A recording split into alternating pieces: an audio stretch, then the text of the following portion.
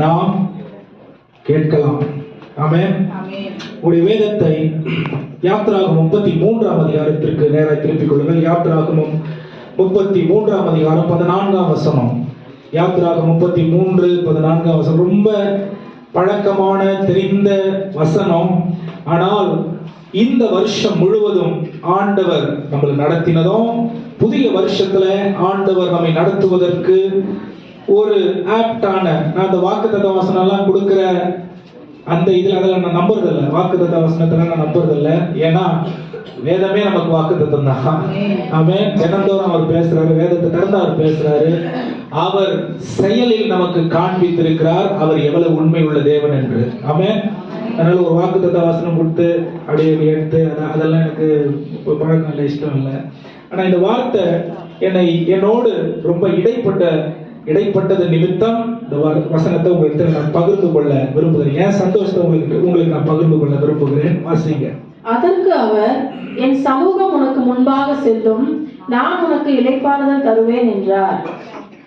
ವಿಮೋಚನ ಕಾಂಡ ಪುಸ್ತಕ 33ನೇ ಅಧ್ಯಾಯ 14ನೇ ವಚನ.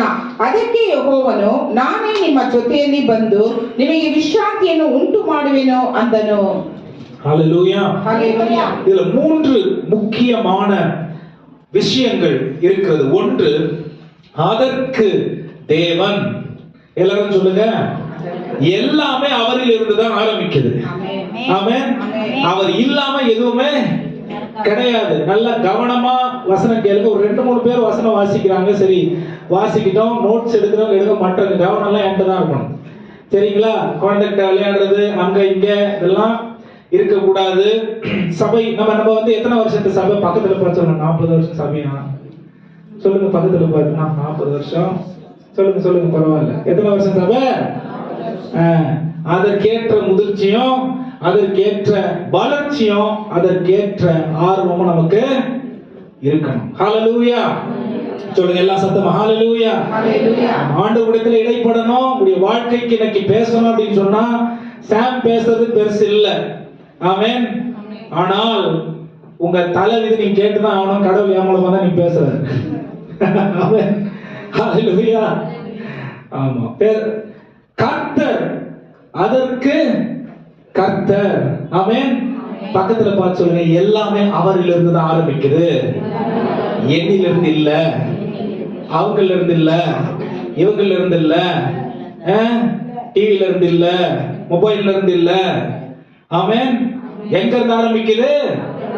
அதற்கு கர்த்தர் என்ன சொல்றாருன்றதுதான் முக்கியம். என்ன சொல்றாரு? என் சமூகம் உனக்கு முன்பாக செல்லும். இது அவர் சொல்லிட்டாருன்னா, ஆமென், உலகத்தில் வேற எதுவுமே தேவையில்லை. ஹல்லேலூயா. சொல்லுங்க. ಅದಕ್ಕೆ ಯೆಹೋವನು ಎಂಬುದಾಗಿ ಪ್ರಾರಂಭ ಮಾಡುತ್ತಾರೆ. ಹಾಗಾದ್ರೆ ಯೆಹೋವನಿಲ್ಲದೆ ಏನು ಇಲ್ಲ.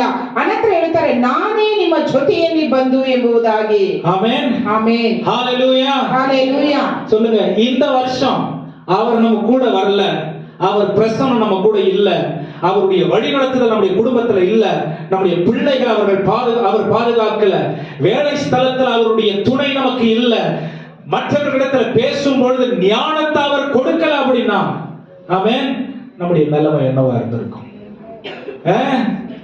அதற்கு கர்த்தர், என் சமூகம் உனக்கு முன்பாக வாக்குத்தத்தம் பண்ணவர் நம்பத்தக்கவர். எத்தனை பேர் நம்புறீங்க? வாக்குத்தத்தம் பண்ணவர் நம்பத்தக்க. பொய் சொல்லவே மாட்டாரு. அவர் பொய் சொன்ன கடவுளா இருக்க முடியாது. அவர் வார்த்தை அவர் திருப்பி வாங்கிக் கொள்ள முடியாது. அவர் வார்த்தை அவர் மாற்றிக்கொள்ள முடியாது. அவருடைய குணாதிசயத்தை அவர் வந்து ஆல்டர் பண்ண, ஜனத்துக்கு ஏற்ற மாதிரி, சூழ்நிலைக்கு ஏற்ற மாதிரி, ஆட்களுக்கு ஏற்ற மாதிரி என்ன பண்ண மாட்டாரு? மாற்றிக்கொள்ள மாட்டாரு. சந்தர்ப்பவாதி அவர் இல்ல. அவர் என்ன சொன்னாரோ அதை இந்த வருஷம் நமக்கு, இந்த எல்லா வருஷமும் எனக்கு வந்து கொஞ்சம் சோகமா தான் ஆரம்பிக்குதுன்னு வச்சுக்கீங்களேன். அது ஏதோ காரணத்துக்கு ஆரம்பிக்குதுன்னு வச்சுக்கீங்களேன். அவர் உண்மை உள்ளவர். ஆமென். ஆமென். ஆமென். மனுஷனை நம்பி ஒரு வருஷத்தை ஆரம்பிக்கிறோம் அப்படின்னா அது தோல்வியில தான் முடியும். ஏன்னா டைரக்ஷன் இல்ல. ஆமென். ஆனா ஆண்டவர் என்ன சொல்றாரு? அதற்கு கர்த்தர், என் சமூகம் உனக்கு முன்பாக செல்லும். பின்னாடி வர மாட்டாரு. கூட இருந்து இது பண்ணலாம் சொல்ல மாட்டாரு. நான் முன்னாடி போறேன், நீ பின்னாடி வா. ஹalleluya. இதுதான் ஆண்டவர். என்னது? நான் முன்னாடி போற, நீ பின்னாடி வா. நம்பிக்கை இருந்தா பின்னாடி வா. தடுமாற்றம் இல்லாம நான் நடத்துவேன். நம்பிக்கை இருந்தா பின்னாடி வா. உன் எதிர்காலத்தை சீரும் சிறப்புமா நான் மாற்றுவேன். நம்பிக்கை இருந்தா பின்னாடி வா. உன்னுடைய இயலாமைகளையும் முடியாமைகளையும் நான் முடிக்க செய்வேன், நடத்தி காட்டுவேன். இது நம்முடைய தேவன். அப்ப அவர் சொல்றத நான் செய்யறதுக்கு நான் என்ன செய்யணும்? அவரே சொல்றாரு. என்ன சொல்றாரு? நான் உனக்கு இளைப்பாறுதல் தருவேன். நீ என்ன பின்பற்றினா உனக்கு இளைப்பாறுதல் தான். ஆமென். நான் உனக்கு முன்பாக செல்லுவேன். என் பிரசன்னம் உனக்கு முன்பாக செல்லும். இதை யார் சொல்றது? சொல்லுங்க எல்லாரும் சத்தமா. யார் சொல்றது? கர்த்தர் சொல்லுகிறார். நான் உனக்கு இளைப்பாறுதல் தருவேன். ஆமென். என் சமூகம் உனக்கு. இதே போதும், முடிச்சிடலாம்ன்ற மாதிரி இருக்கு. எனக்கு அவ்வளவு திருப்தியா ஆண்டவர் இந்த மாதிரி பேசினாருன்னா, டெய்லி ஜெபம் பண்ணும்போது, பைபிள் அங்க வாசிக்கும் போது ஆண்டவர் இந்த மாதிரி பேசினாருன்னா வாழ்க்கை எப்படி சோகமா இருக்கும்? வாழ்க்கை எப்படி ஐயோ அம்மான்னு இருக்கும்? வாழ்க்கை எப்படி அப்படியே கேள்விக்குறியா, குழப்பத்துல, பயத்துல, சந்தேகத்துல, அப்படியே வந்து ரெண்டு முடிவுகள், அப்படி இங்க போலாமா அங்க போலாமா, இது பண்ணலாமா அது பண்ணலாமான்னு எப்படி இருக்கும்? தெளிவா நடத்துகிற ஆண்டவர் கரத்துல வாழ்க்கையை ஒப்பு கொடுத்து தெளிவா வழி நடத்துகிற முன் செல்லுகிற ஆண்டவருடைய கரத்துல வாழ்க்கையை அர்ப்பணிச்சு இளைப்பாறுதல் அடையும்படிக்குதான் அவர் நம்மளை தெரிந்து கொண்டே இருக்கிறார். எத்தனை பேர் நம்புறீங்க? இது பெரிய கிருபை. வாழ்க்கையில மனுஷன் தரக்கூடாத ஒரு சமாதானமோ, மனுஷன் எங்க ஆண்டவர் மனுஷனோடு பேசினாலும் அங்கெல்லாம் ஆண்டவர் இளைப்பாறுதல் குறித்து தான் பேசுறாரு. இளைப்பாறுதல் வேலை வீட்டை எல்லாம் விட்டுட்டு வீட்டுல உட்கார்ந்துருக்கு பேர் இளைப்பாறுதல் இல்ல. பின்னாடி சொல்லுங்க. ವಾಗ್ದಾನ ಮಾಡಿದಾತನು ನಂಬಿಗಸ್ತನು ಎಂಬುದಾಗಿ ದೇವರ ವಾಕ್ಯ ಬರೆಯಲ್ಪಟ್ಟಿದೆ. ಆ ನಂಬಿಗಸ್ತನಾದಂತ ದೇವರು ನಮಗೆ ಹೇಳುವಂತದ್ದು, ಅದಕ್ಕೆ ಯೆಹೋವನು ನಾನೇ ನಿಮ್ಮ ಜೊತೆಯಲ್ಲಿ ಬಂದು ನಿಮಗೆ ವಿಶ್ರಾಂತಿಯನ್ನು ಉಂಟು ಮಾಡುವೆನು ಎಂಬುದಾಗಿ. ಹಾಗಾದ್ರೆ ಈ ವರ್ಷವೆಲ್ಲ ನನ್ನೊಂದಿಗೆ, ನಮ್ಮ ಕುಟುಂಬದೊಂದಿಗೆ, ಮಕ್ಕಳೊಂದಿಗೆ, ಸಭೆಯೊಂದಿಗೆ, ಸೇವೆಯೊಂದಿಗೆ ನಾವು ಮತ್ತೊಬ್ಬರ ಬಳಿಗೆ ಮಾತನಾಡುವ ಜ್ಞಾನವನ್ನು ಕೊಟ್ಟದ್ದು ಯಾರು? ಕರ್ತನಾದ ದೇವರು ಎಂಬುದಾಗಿ ನಾವು ನೋಡುತ್ತೇವೆ. ಆದ್ದರಿಂದ ವಾಗ್ದಾನವನ್ನು ಕೊಟ್ಟಂತ ದೇವರನ್ನು ನಾವು ಹಿಡಿದುಕೊಳ್ಳಬೇಕು. ஹalleluya. ஹalleluya. ஹalleluya. ஹalleluya. மனுஷன் வாக்கு பண்றதுக்கும் என்ன சொல்றதுங்க, தேவன் வாக்கு பண்றதுக்கும் வித்தியாசம் இருக்கு. ஹalleluya. இனி இந்த மனுஷன் வாக்கெல்லாம் புடிச்சிக்கிட்டு போற மாதிரி இல்ல. ஆமென். போற மாதிரி இல்ல. டைம் இல்ல. வயசாயி 40 வயசு ஆயிடுச்சு. புடிச்சுக்கின்னு எதிர்பார்த்துன்னு டைம் இல்ல. ஆண்டவர் தான் சொல்றாரு. என்ன சொல்றாரு? நான் கர்த்தர், என் சமூகம் உனக்கு முன்பாக செல்லும், நான் உனக்கு இளைப்பாறுதல் தருவேன். ஆமென். ஒரு ரவுண்ட் அப்படியே அழகா ஒரு வட்டத்தை அப்படி உட்கார்ந்துக்கிறாங்க, நான் பாத்துக்கிறேன் அப்படின்னு சொல்றாரு. ஆமென். ஆனா இதுக்கு முன்னாடி இன்னும் நடக்குது. போக மாட்டேன், வர மாட்டேன் அப்படின்னு சொன்ன ஆண்டவர் எப்படி வரன்னு சொல்றாருங்கிறத பார்க்கலாம். எங்க போக மாட்டேன்னு சொன்னாருன்னு பார்க்கலாம். 3ஆம் வசனம், 33ஆம் அதிகாரம் 3ஆம் வசனம். ஆனாலும் வழியிலே நான் உங்களை நிர்மூலம் பண்ணாதபடிக்கு நான் உங்கள் நடுவே செல்ல மாட்டேன். நீங்கள் வணங்கா கழுத்துள்ள ஜனங்கள் என்றார். அவசரப்பட்டீங்களே. நீங்கள் நம்மள சொல்ல இஸ்ரவேல் ஜனங்களை பார்த்து சொல்றாரு. ஆமென். ஹalleluya. இஸ்ரவேல் ஜனங்களை பார்த்து சொல்றாரு, நான் உங்களுக்கு நடுவே செல்ல மாட்டேன்.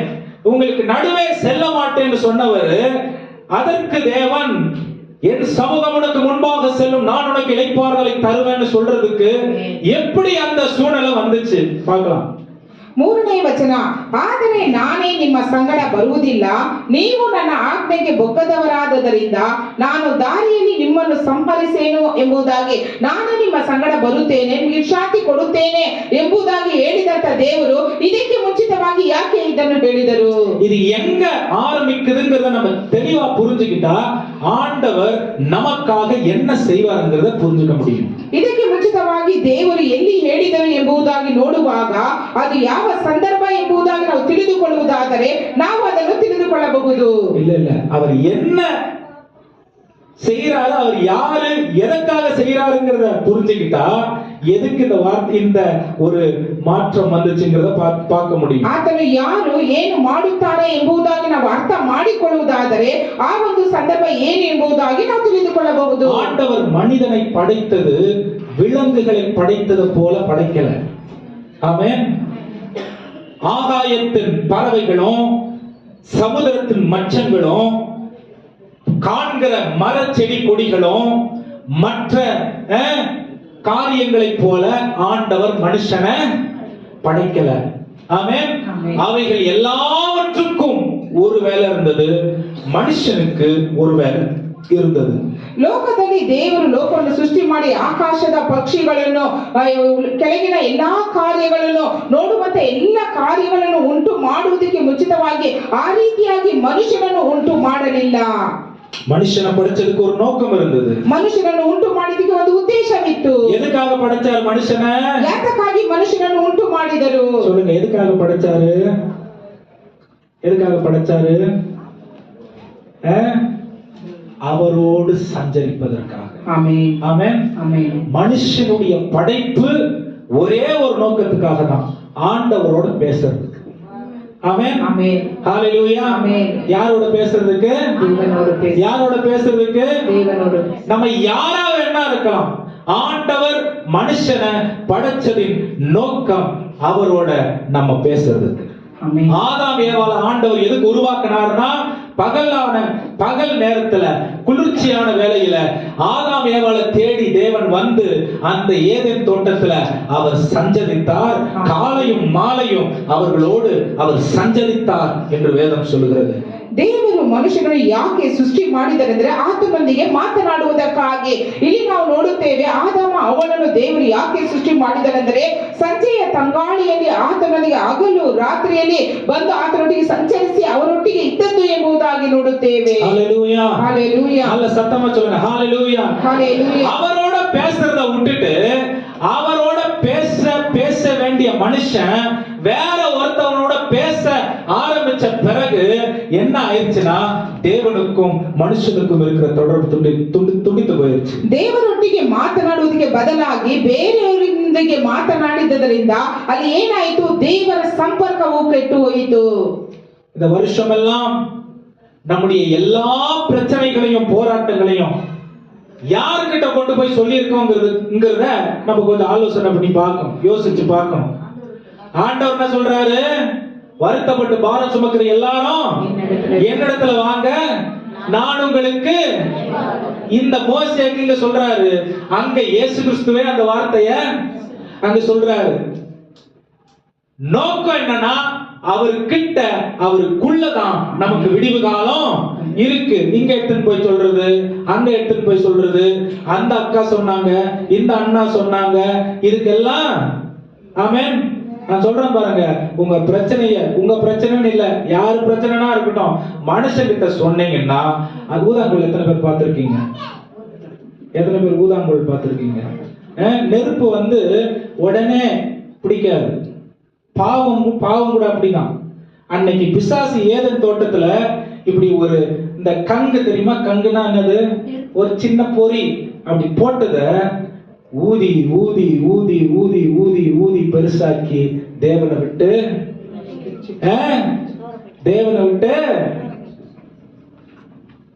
ஆமென். எதை பேசுறோம், எங்க பேசுறோம், யார்கிட்ட பேசுறோம், எப்படி பேசுறோம், என்ன நோக்கத்தோட பேசுறோம்ங்கிறத தேவன் கவனிக்கிறார். ஆமென். வெளிப்புறமா எல்லாம் சரியாதான் இருக்கும். தேவன் இதயங்களையும் அதன் ஆழங்களையும் அறிகிறவர். ஆமென். பைபிள் சொல்லுது, ஜேம்ஸ்ல, யாக்கோபுல, God judges the motives of the people. ஆமென். இதயத்தில் உள்ள எண்ணங்களை ஆராய்ந்து அறிகிற தேவனா இருக்கிறார். ஆமென். எதை ஆராய்ந்து அறிகிறாரு? மூஞ்சில ஒண்ணும் தெரியாதுதான். ஆமென். பேச்சல ஒண்ணும் தெரியாதுதான். ஆமென். எல்லா ஆலோசனைகளும் நல்ல ஆலோசனைகள் போலதான் இருக்கும். ஆமென். நியாயமானது போலதான் இருக்கும். ஆமென். ஆனா எண்ணங்களை ஆராய்ந்து அறிகிற தேவனா இருக்கிறார். உணர்வுகளை ஆராய்ந்தறிகிற தேவனா இருக்கிறார். ஹல்லேலூயா. எதை வச்சு நியாயம் தீர்ப்பார் தெரியுமா? வாயில வர வார்த்தை இல்ல, உள்ள வர எண்ணத்தை. ஆமென் சொல்லுங்க. ஹல்லேலூயா. அங்க போட்ட விதைய பிசாசு அங்க ஒரு தீப்பொறி. பைபிள் சொல்லுது பாவம் வந்து நெருப்பு மாறி பைபிள் சொல்லுதா? ஆமென். அதே நெருப்புல தான் சுட்டெரிக்கப்பட போறாங்க. அது வேற விஷயம். அங்க போடுற விதை இந்த ஜனங்கள் தேவனுக்கு முன்பாக வணங்கா கழுத்துள்ள மனிதர்களா மாறுவதற்கும் அந்த கீழ்ப்படியாமை காரணமா மாறிடுச்சு. ಈ ಲೋಕದಲ್ಲಿ ಈ ವರ್ಷವೆಲ್ಲ ನಾವು ಯಾವ ರೀತಿಯಾದ ಸಮಸ್ಯೆಗಳನ್ನು, ಕಣ್ಣೀರನ್ನು, ವೇದನೆಯನ್ನು ಯಾರ ಬಳಿಗೆ ಹೇಳಿದ್ದೇವೆ? ನಮ್ಮನ್ನು ನಾವು ಶೋಧಿಸಿಕೊಳ್ಳೋಣ. ಯೇಸು ಸ್ವಾಮಿ ಹೇಳುತ್ತಾರೆ, ಎಲೆ ಕಷ್ಟಪಡುವವರೇ, ಹೊರೆ ಹೊತ್ತವರೇ, ನೀವೆಲ್ಲರೂ ನನ್ನ ಬಳಿಗೆ ಬನ್ನಿರಿ, ನಾನು ನಿಮಗೆ ವಿಶ್ರಾಂತಿಯನ್ನು ಕೊಡುವೆನು ಎಂಬುದಾಗಿ ಹೇಳಿದಂತ ಮಾತಿಗೆ ನಾವು ವಿಧೇಯರಾದೇವ ಅಥವಾ ಬೇರೆಯವರ ಬಳಿಗೆ ಹೋಗಿ ಹೇಳಿದೆವ? ಮನುಷ್ಯರ ಬಳಿಗೆ ಹೇಳುವುದಾದ್ರೆ ನಮ್ಗೆ ಯಾವ ಒಂದು ಕಾರ್ಯವೂ ಸಿಕ್ಕುವುದಿಲ್ಲ. ಒಂದು ಬೆಂಕಿ ಅಂಟಿಕೊಳ್ಳಬೇಕಾದರೆ ಅದನ್ನು ಊದಬೇಕು. ಆ ರೀತಿಯಾಗಿ ನಾವು ಊದುವಾಗ, ನಮ್ಮ ಕಾರ್ಯಗಳನ್ನು ಮತ್ತೊಬ್ಬರಿಗೆ ತಿಳಿಸುವಾಗ ಅದು ಹಾಗೆ ಹಬ್ಬಿ ಹರಡುತ್ತದೆ ಎಂಬುದಾಗಿ ನೋಡುತ್ತೇವೆ. ஹல்லேலூயா. ஹல்லேலூயா. ஹல்லேலூயா. ஹல்லேலூயா. யாக்கோபுல சொல்லுது ஒரு மனுஷனுடைய 3வது அதிகாரம் நாவை குறித்து தான் அது முழுசா சொல்லுது. ஒரு மனுஷனுடைய நாவு ஒருத்தவங்களை ஆக்கும், ஒருத்தவங்களை அடிச்சிடும். ஒருத்தவங்களுடைய வார்த்தை ஒருத்தவங்களை ஆக்கும், ஒருத்தவங்களை அடிச்சிடும். ஹல்லேலூயா. ஆண்டவர் நம்மளை எதுக்காக படைச்சிருக்காரு? சொல்லுங்க, எல்லாரும் சொல்லுங்க. ஆண்டவர் நம்மளை எதுக்காக படைச்சிருக்காரு? சொல்லுங்க. அவரோடு பேசுவதற்கு. எதற்காக படைச்சிருக்காரு? அவரோட பேசுவதற்கு. ஒரு வார்த்தை, ஒரு வசனம் படிக்கலாம். 11ஆம் வசனம் 33ஆம் அதிகாரம் யாத்திராகமம்.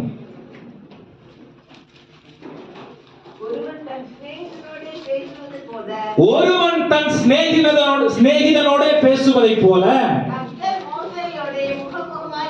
கர்த்தர் மோசேயோட முகமுகமாய் பேசினார்.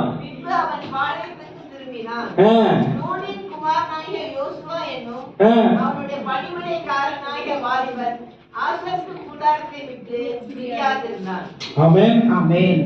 ஆண்டவர் யார்கிட்ட முகமுகமா பேசினாரா? மோசேயோடு. எப்படி பேசினாரா? சிநேகிதனோடு கூட பேசுவது போல.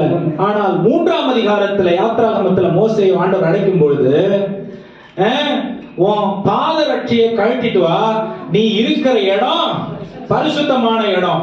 20ஆம் அதிகாரத்துல 19ஆம் அதிகாரத்துல ஆண்டவர் மோசேயோடு பேசும்பொழுது, இல்ல 22ஆம் அதிகாரத்துல மோசேயோடு ஆண்டவர் பேசும்பொழுது யாத்திராகமத்துல, நீ போய் ஒளிஞ்சிக்க, கற்பாறையின் வெடிப்பின் மறைவுல நீ ஒளிஞ்சிக்க, நான் கடந்து போகும் பொழுது நீ என்ன பார்க்கலாம், ஆனா நேரடியா நீ என்ன பார்த்தினா என்னவாயிருவ? எரிஞ்சு சாம்பலாகி போயிருவ. ஆமென். ஆனா இங்க பைபிள் சொல்லுது, அவர் மோசேயோட கூட முகமுகமாக. யாருக்கிட்ட ஆண்டவர் முகமுகமா பேச முடியும்? யாருக்கிட்ட முகமுகமா பேச முடியும்? அவரை தெளிவா புரிந்து கொண்டவர்கள் கிட்ட மட்டும்தான். ஆமென். யாரு இந்த மோசே இந்த நிலைமைக்கு வர்றதுக்கு 80 வருடம் ஆண்டவர் அந்த மோசே என்ன பண்றாரு? உருவாக்குறாரு. முதல் 40 வருஷம் யார்கிட்ட பேசுறாங்க? வெறும் அதிகாரம் செலுத்துறது தான். முதல் 40 வருஷம் என்ன பண்றது?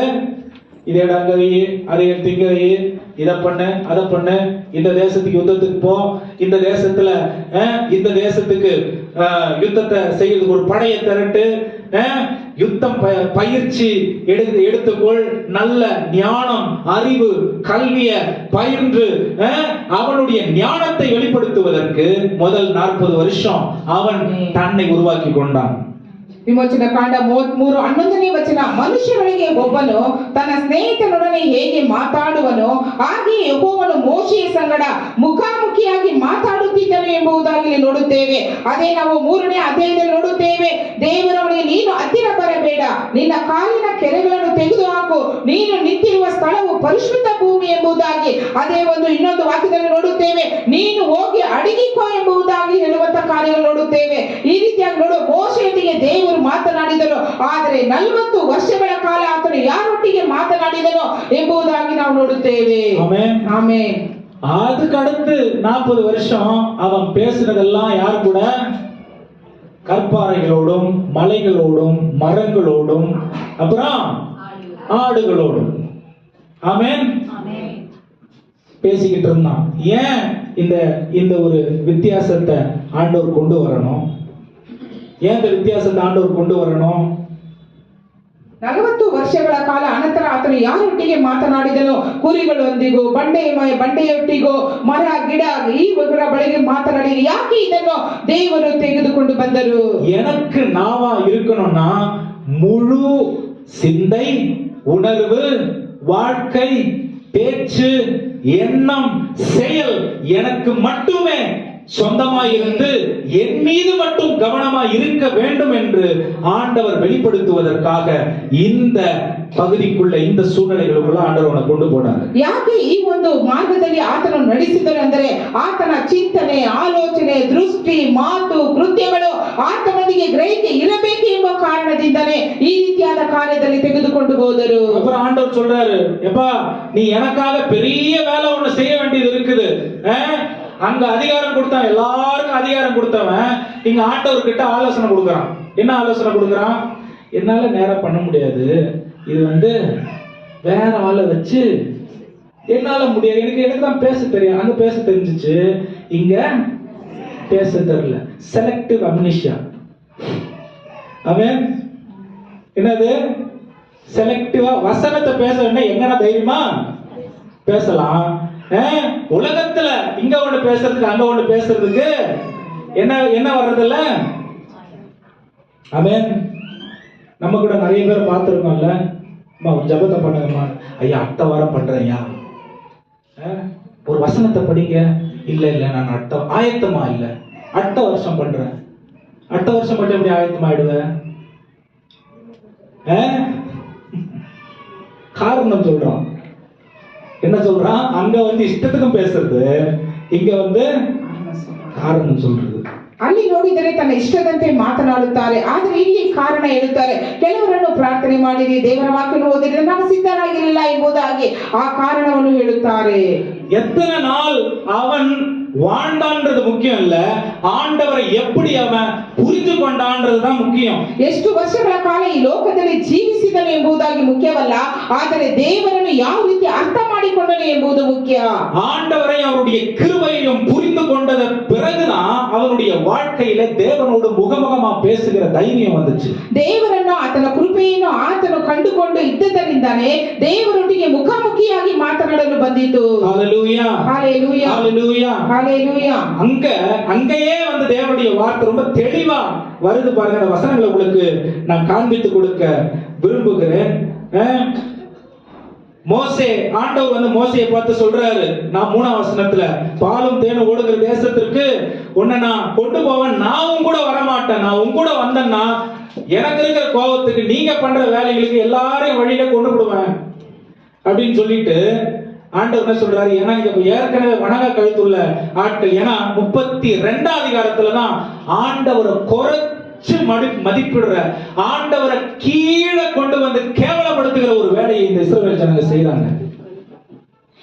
ಇಲ್ಲಿ 33ನೇ ವಚನದಲ್ಲಿ ನೋಡುತ್ತೇವೆ, ಅದು ಹಾಲು ಜೇನು ಹರಿಯುವ ದೇಶವೇ, ಆದರೆ ನಾನೇ ನಿಮ್ಮ ಸಂಗಡ ಬರುವುದಿಲ್ಲ, ನೀವು ನನ್ನ ಆಜ್ಞೆಗೆ ಬೊಕ್ಕದವರಾದದರಿಂದ ನಾನು ದಾರಿಯಲ್ಲಿ ನಿಮ್ಮನ್ನು ಸಂಹರಿಸೇನು ಅಂದನು. என்ன பண்றாங்க? 32ஆம் அதிகாரத்துல ஆண்டவர் ரொம்ப கீழே கொண்டு ஆண்டவர் ரொம்ப கேவலப்படுத்துற வேலையை இந்த இஸ்ரவேல் ஜனங்க செய்றாங்க. 32ನೇ ಅಧ್ಯಾಯದಲ್ಲಿ ನೋಡುತ್ತೇವೆ, ದೇವರನ್ನು ಕೆಳಗಿನ ಮಟ್ಟದಲ್ಲಿ ತೆಗೆದುಕೊಂಡು ಬಂದು ಕೇವಲಪಡಿಸುವುದನ್ನು ನಾವು ನೋಡುತ್ತೇವೆ. பெருசாலாம் ஒண்ணும் பண்ணல. என்ன தெரியுமா பண்றாங்க? ஆண்டவர் இருக்காரா இல்லையா? இன்ஃப்ளூயன்ஸ். என்ன இன்ஃப்ளூயன்ஸ்? நாங்க எகிப்தில் இருக்கும்போது ஏதோ ஒரு விக்கிரகத்தை ஆண்டவரோடு சேர்ந்து ஏதோ ஒரு விக்கிரகத்தை சொரூபத்தை செஞ்சு அதோடு சேர்ந்து அதுதான் தெய்வம் என்று வணங்கின பழக்க வழக்கங்கள் எங்களுக்கு இருக்கு. சரி, ஆண்டவர் இல்ல, இதை ஆண்டவராக மாற்றி விடலாம். இதை நம்ம பண்ண பிறகு ஆண்டவர்கள மகிமை இறங்கி வந்துருவாரு. ஆமென். தேவனுடைய எண்ணம் என்ன? வானமும் பூமியும் அண்ட சராசரங்களும் அவருடைய வார்த்தையினாலே உருவாக்கப்பட்டிருக்கிறது. ஆனால் தேவனை ஒரு சின்ன சொரூபத்துல கொண்டு வருகிறதின் மூலம் அவருடைய மகிமையை குறைத்து கேவலப்படுத்துறதுனால என்ன பண்றாரு? ஆண்டவர் சொல்றாரு, ஆண்டவர் வந்து நான் கோபத்துல அழிச்சு போடுவேன் உங்களை, நீங்க போயிருங்க, உங்களுக்கு நான் வாக்கு பண்ண இடத்துக்கு நீங்க போயிருங்க, ஆனா என்ன கூட கூப்பிடாதீங்க, உங்களுக்கு துணையா ஏதோ ஒன்று அனுப்புறேன் நான். ಆದರೆ 32ನೇ ಅಧ್ಯಾಯದಲ್ಲಿ ನೋಡುತ್ತೇವೆ, ಇಸ್ರಾಯೇಲ್ ಜನರು ಅಲ್ಲಿ ಹೇಳುವುದನ್ನು, ಐಗುಪ್ತ ದೇಶದಲ್ಲಿದ್ದಾಗ ಯಾವುದೋ ಒಂದು ವಿಗ್ರಹವನ್ನು ಮಾಡಿಕೊಂಡು ಅದಕ್ಕೆ ನಾವು ವಿಧಿರಾಗಿ ನಡೆದುಕೊಂಡಿದ್ದೇವೆ, ಪೂಜೆ ಮಾಡುತ್ತಿದ್ದೆವು. ಆದರೆ ಈಗ ಸಹ ಈ ವಿಗ್ರಹಗಳನ್ನು ಮಾಡಿ ನಾವು ಇದನ್ನು ಇಟ್ಟುಕೊಳ್ಳೋಣ ಎಂಬುದಾಗಿ ನೋಡುವಾಗ ಅಲ್ಲಿ ದೇವರು ಹೇಳುತ್ತಾರೆ, ಇಲ್ಲಿ ಹೇಳುವುದು, ನಾನು ನಿಮಗೆ ವಾಗ್ದಾನ ಮಾಡಿದ ದೇಶವನ್ನು ನಿಮಗೆ ತೋರಿಸುತ್ತೇನೆ, ನೀವು ಹೋಗಿರಿ, ಆದರೆ ನಿಮ್ಮ ಜೊತೆಗೆ ನಾನು ಬರುವುದಿಲ್ಲ ಎಂಬುದಾಗಿ. ஆமென். ஆமென். ஆண்டவர் அட்ரஸே மாத்த பாக்குறாரு. என்ன சொல்றாரு? மோசே, உன்னுடைய ஜனத்தை நீ எப்படியாவது கூட்டு போயிரு. உன்னுடைய ஜனத்தை மோசே சொல்றான், ஆண்டவரே இது உங்களுடைய ஜனம். ஆமென். ஆண்டவர் சொல்றாரு, என் ஜனம் இல்ல, என் ஜனம் இந்த மாதிரி இருக்காரு, என் ஜனம் என்ன மாதிரி இருக்கும். இன்னைக்கு ஆண்டவர் இங்க இருந்து நம்மளை பார்த்து என் ஜனம் என்ன மாதிரி இருக்கும்னு சொல்ற அளவுக்கு நம்ம இருக்குமா? ஆமென். இருக்குமா? அன்னைக்கு இந்த தேவனை குறைத்தது இந்த விக்கிரகம். ஆமென். விக்கிரகத்தை பார்த்து கூட ஆண்டவர் கோபப்படல. 20ஆம் அதிகாரத்துல முதல் கற்பனைய, என்னையன்றி வேற தேவன் உங்களுக்கு இல்ல. எத்தனை பேருக்கு பெருமை தெய்வமா இருக்கு இன்னைக்கு? எத்தனை பேருக்கு சுயம் தெய்வமா இருக்கு? பதவி எத்தனை பேருக்கு தெய்வமா இருக்கு? வேலை எத்தனை பேருக்கு தெய்வமா இருக்கு? குடும்ப பின்னணி எத்தனை பேருக்கு தெய்வமா இருக்கு? இதெல்லாம் சொரூபங்கள் தேவனை கீழே கொண்டு வந்து கேவலப்படுத்துற வேலை. ஆமென். ஆமென். தாளந்துகள் எத்தனை பேருக்கு இன்னைக்கு பெருசா இருக்கு? ஆண்டவர் இருக்க வேண்டிய இடத்துல என்ன நான் வச்சுக்கிட்டு என்ன சுத்தி ஒரு 20 பேர் இருக்கணும், எத்தனை பேர் நினைக்கிறோம்? இதெல்லாம் பண்ணா ஆண்டவர் வந்து மகிமைப்படுவார் எத்தனை பேர் நினைக்கிறோம்? அதெல்லாம் சொரூபங்கள். ஆமென். தேவனை கீழே கொண்டு வந்து அவரை கேவலப்படுத்துற விஷயம். ಹಲ್ಲೆಲೂಯಾ. ದೇವರ ಮಾತಿಗೆ ಯಾರು ವಿಧೇಯರಾಗುತ್ತಾರೋ ಅವರು ಹೇಳುತ್ತಾರೆ, ನನ್ನ ಜನರು ಎಂಬುದಾಗಿ. ಆದರೆ ಮೋಶೆ ಹೇಳುತ್ತಾರೆ, ಇವರು ನಿನ್ನ ಜನರು, ಯಾಕಂದ್ರೆ ಅವರು ದೇವರಿಗೆ ವಿರೋಧವಾದ ಕಾರ್ಯಗಳನ್ನು ಮಾಡಿದರು, ವಿಗ್ರಹಗಳನ್ನು ಮಾಡಿದರು. ಆದ್ದರಿಂದ ಆ ರೀತಿ ಹೇಳುತ್ತಾರೆ. ವಿಮೋಚನಾ ಕಾಂಡ 20ನೇ ಅಧ್ಯಾಯ 2ನೇ ವಚನದಲ್ಲಿ ನೋಡುತ್ತೇವೆ, ನಾನಲ್ಲದೆ ನಿನಗೆ ಬೇರೆ ದೇವರುಗಳು ಇರಬಾರದು ಎಂಬುದಾಗಿ. ಆದರೆ ನಾವು ಎಷ್ಟು ಜನರು ನಮ್ಮ ಮನೆಯಲ್ಲಿ ನಮ್ಮ ಆಸ್ತಿಯನ್ನು, ಅಂತಸ್ತನ್ನು, ಮಕ್ಕಳ ವಿದ್ಯಾಭ್ಯಾಸವನ್ನು, ಕೆಲಸದವನ್ನು, ಪದವಿಗಳನ್ನು, ಪಟ್ಟಗಳನ್ನು, ಅಧಿಕಾರ ನಾವು ದೇವರುಗಳಾಗಿ ಇಟ್ಟುಕೊಂಡಿದ್ದೇವೆ. இதெல்லாம் தெய்வங்களா இருந்தா நம்முடைய கவனம் அது மேலதான் இருக்கும். தேவனோடு சஞ்சரிக்கிற அந்த சஞ்சரிப்பு நமக்கு இருக்காது. ಈ ಎಲ್ಲಾ ಕಾರ್ಯಗಳನ್ನು ಮುಂದೆ ಇಟ್ಟುಕೊಂಡು ಇರುವುದಾದರೆ ನಮ್ಮ ಗಮನವು ಲೋಕದ ಕಡೆಯೇ ಇರುತ್ತದೆ, ದೇವರ ಮೇಲೆ ಇರುವುದಿಲ್ಲ. என்னதான் குட்டிகாரன் அடிச்சாலும் ஆண்டவர் கூட வரமாட்டார். ஆமென். தேவனுடைய வார்த்தை, நான் கூட வந்தா ஒரு அழைச்சு போட்டுருவேன், அதுக்காகவே உன் பாதுகாப்புக்காக நான் வரல அப்படின்னு சொல்றாரு. ஆமென். புதிய வருடத்திற்குள்ள நான் போகிறேன், நான் வந்து பயமுறுத்தல. ஆமென். ஒரே செய்தி, ஒரே விஷயத்துக்காக தான் ஆண்டவர் நம்மளை பிரித்தெடுத்தார், அவரோட கூட சஞ்சரிக்கிறது. ஆமென். ஆமென். எதுக்காக பிரித்தெடுத்தாரு? அவரோட கூட சஞ்சரிக்கிறதுக்கு. அவர் ஒழுங்கும் கிரமம் உள்ள தேவனா இருக்கிறார். ஆமென். நீங்க நம்ம உணர்வுகள், நம்ம எண்ணங்கள், நம்முடைய எதிர்பார்ப்புகள், திட்டங்களை ஒண்ணும் வேகாதாங்க. ஆமென். அவரோடு கூட சஞ்சரிக்கணும். ஆமென். என்ன சொல்றாரு? நான் உனக்கு முன்பாக செல்லுவேன், நான் உனக்கு இளைப்பாறுதலை தருவேன், என் சமூகம் உனக்கு முன்பாக செல்லும். ஹல்லேலூயா.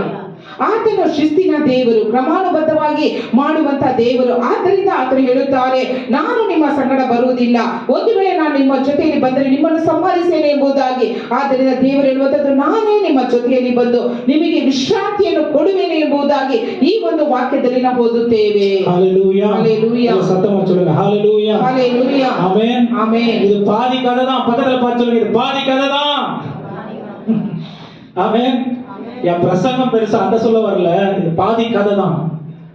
கிருபை இல்லாதவர்களுக்கு, பழைய உடன்படிக்கையில் இருந்தவர்களுக்கு இப்படிப்பட்ட நிலைமை இயேசு கிறிஸ்துவை சொந்த ரட்சகராய் ஏற்று, இதையும் சொல்லணும். இது நிறைய பேர் சொல்றது இல்ல. இதை நிறைய பேர் சொல்றது, ஆண்டவர் அழைச்சு போட்டுவாரு, கொன்றுவாரு, காலை உடைச்சிருவாரு, கையை உடைச்சிருவாரு, முடிச்சு விட்டுருவாரு. ஆமென். அதுக்காக ரட்சித்தாரா? கிருபையினாலே ரட்சித்திருக்கிறார். ஆமென். அவர் மேல இது ஒரு பெரிய சப்ஜெக்ட். எனக்கு நேரம் இல்லை, இதுக்குள்ள போனா 8 மணி நேரம் நான் பேச வேண்டியது வந்துடும். அதனால எனக்கு ஆண்டவர் கிருபை தரட்டும். ஒரு நாள் நான் பேசுறேன் இதை பத்தி. இந்த ஒரு உறவை புரிஞ்சுக்கிட்டா எதை பத்தியும் நம்ம கவலைவே பட மாட்டோம் இந்த உலகத்துல. ದೇವರು ಕೃಪೆಯಿಂದ ನಮ್ಮನ್ನು ರಕ್ಷಿಸಿದ್ದಾರೆ. ಅದನ್ನು ನಾವು ಎಂದಿಗೂ ಮರೆತು ಹೋಗಬಾರದು.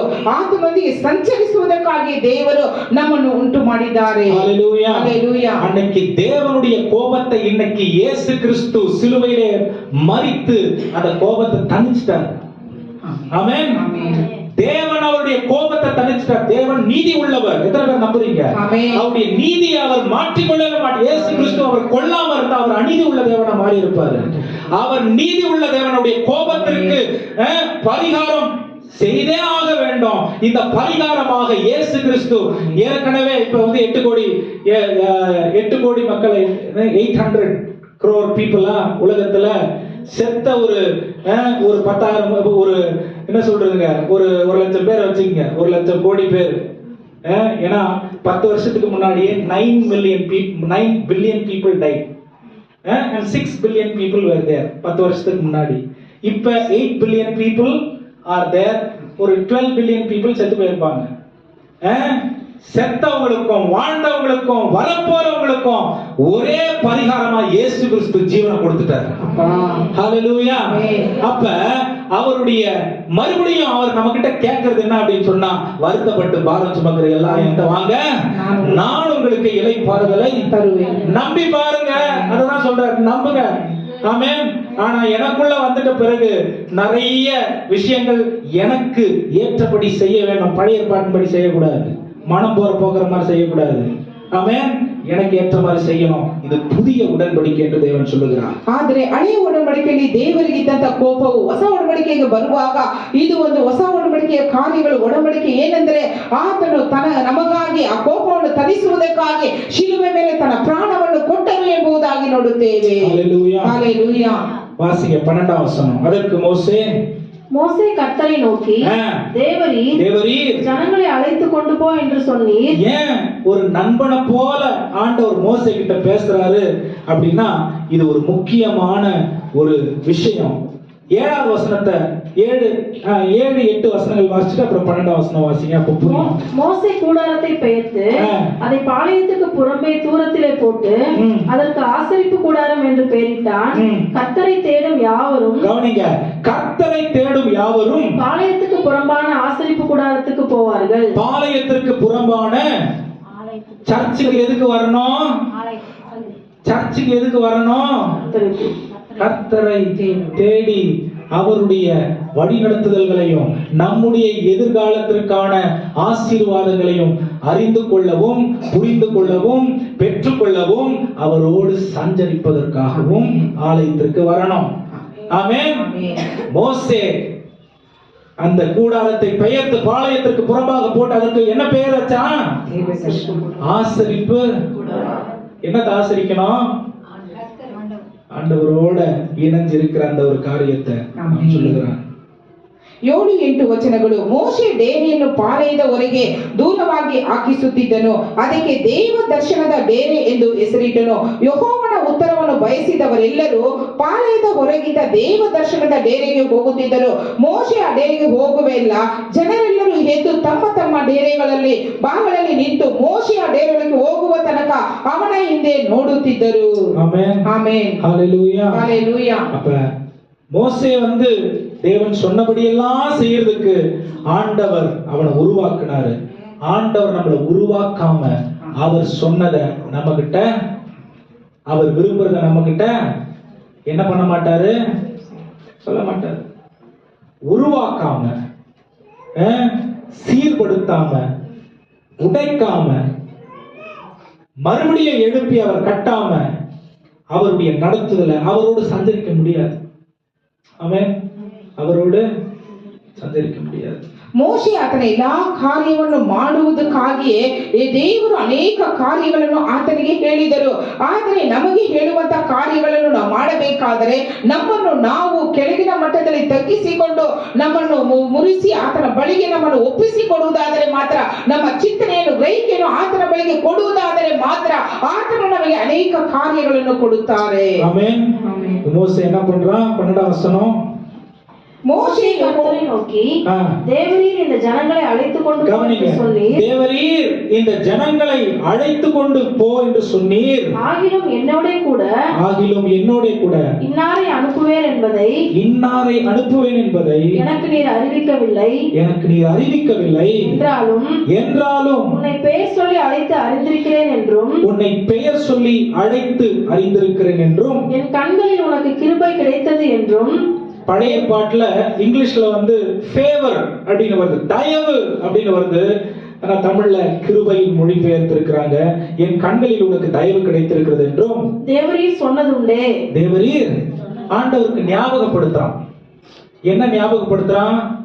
நான் உனக்கு நண்பன்னு சொல்லிட்டீங்க, ஒரு நண்பன் கூட நீங்க வராம வேற யாரையோ அனுப்புறேன்னு சொல்றீங்க, அது யாருன்னு கூட எங்களுக்கு இன்னும் அறிவிக்காம இருக்கிறீங்க.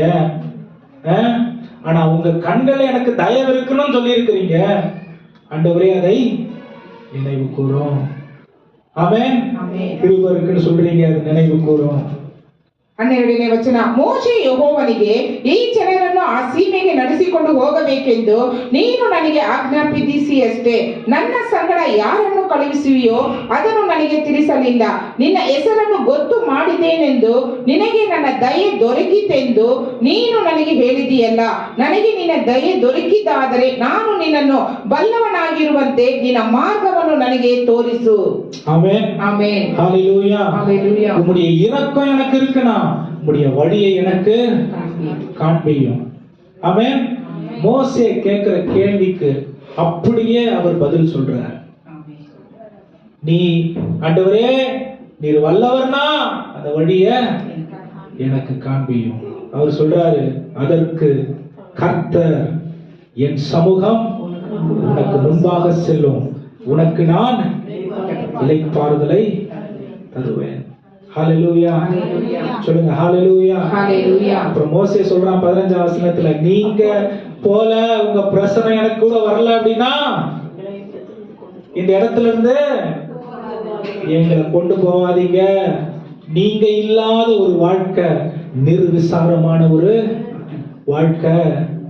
ஆமென். ஆமென். நீங்க இல்லாத ஒரு வாழ்க்கை, நிர்விசாரமான ஒரு வாழ்க்கை. ஆமென். ஆமென். என் அறிவுக்கு எட்டி என்னுடைய எண்ணத்திற்கும் ஞானத்திற்கும் தெளிவாய் சரி என்று படுகிற வாழ்க்கை நீர் நடத்தாத வாழ்க்கை. நீர் நடத்துகிற வாழ்க்கை என்னுடைய வாழ்க்கைக்கு சரியானது ஒன்றாக இருக்கும். ஆமென். ஹalleluya. சொல்லுங்க ஹalleluya. ஹalleluya. ಅದಕ್ಕೆ ಯೆಹೋವನು, ನಾನೇ ನಿಮ್ಮ ಜೊತೆಯಲ್ಲಿ ಬಂದು ನಿಮಗೆ ವಿಶ್ರಾಂತಿಯನ್ನು ಉಂಟು ಮಾಡುವೆನು ಅಂದನು. ಅದಕ್ಕೆ ಮೋಶೆ, ನೀನೇ ನಮ್ಮ ಸಂಗಡ ಬಾರದೆ ಹೋದರೆ ನಮ್ಮನ್ನು ಇಲ್ಲಿಂದ ಹೋಗಗೊಡಿಸಬಾರದು ಎಂಬುದಾಗಿ ಮೋಶೆ ದೇವರ ಬಳಿಗೆ ಹೇಳುತ್ತಾರೆ.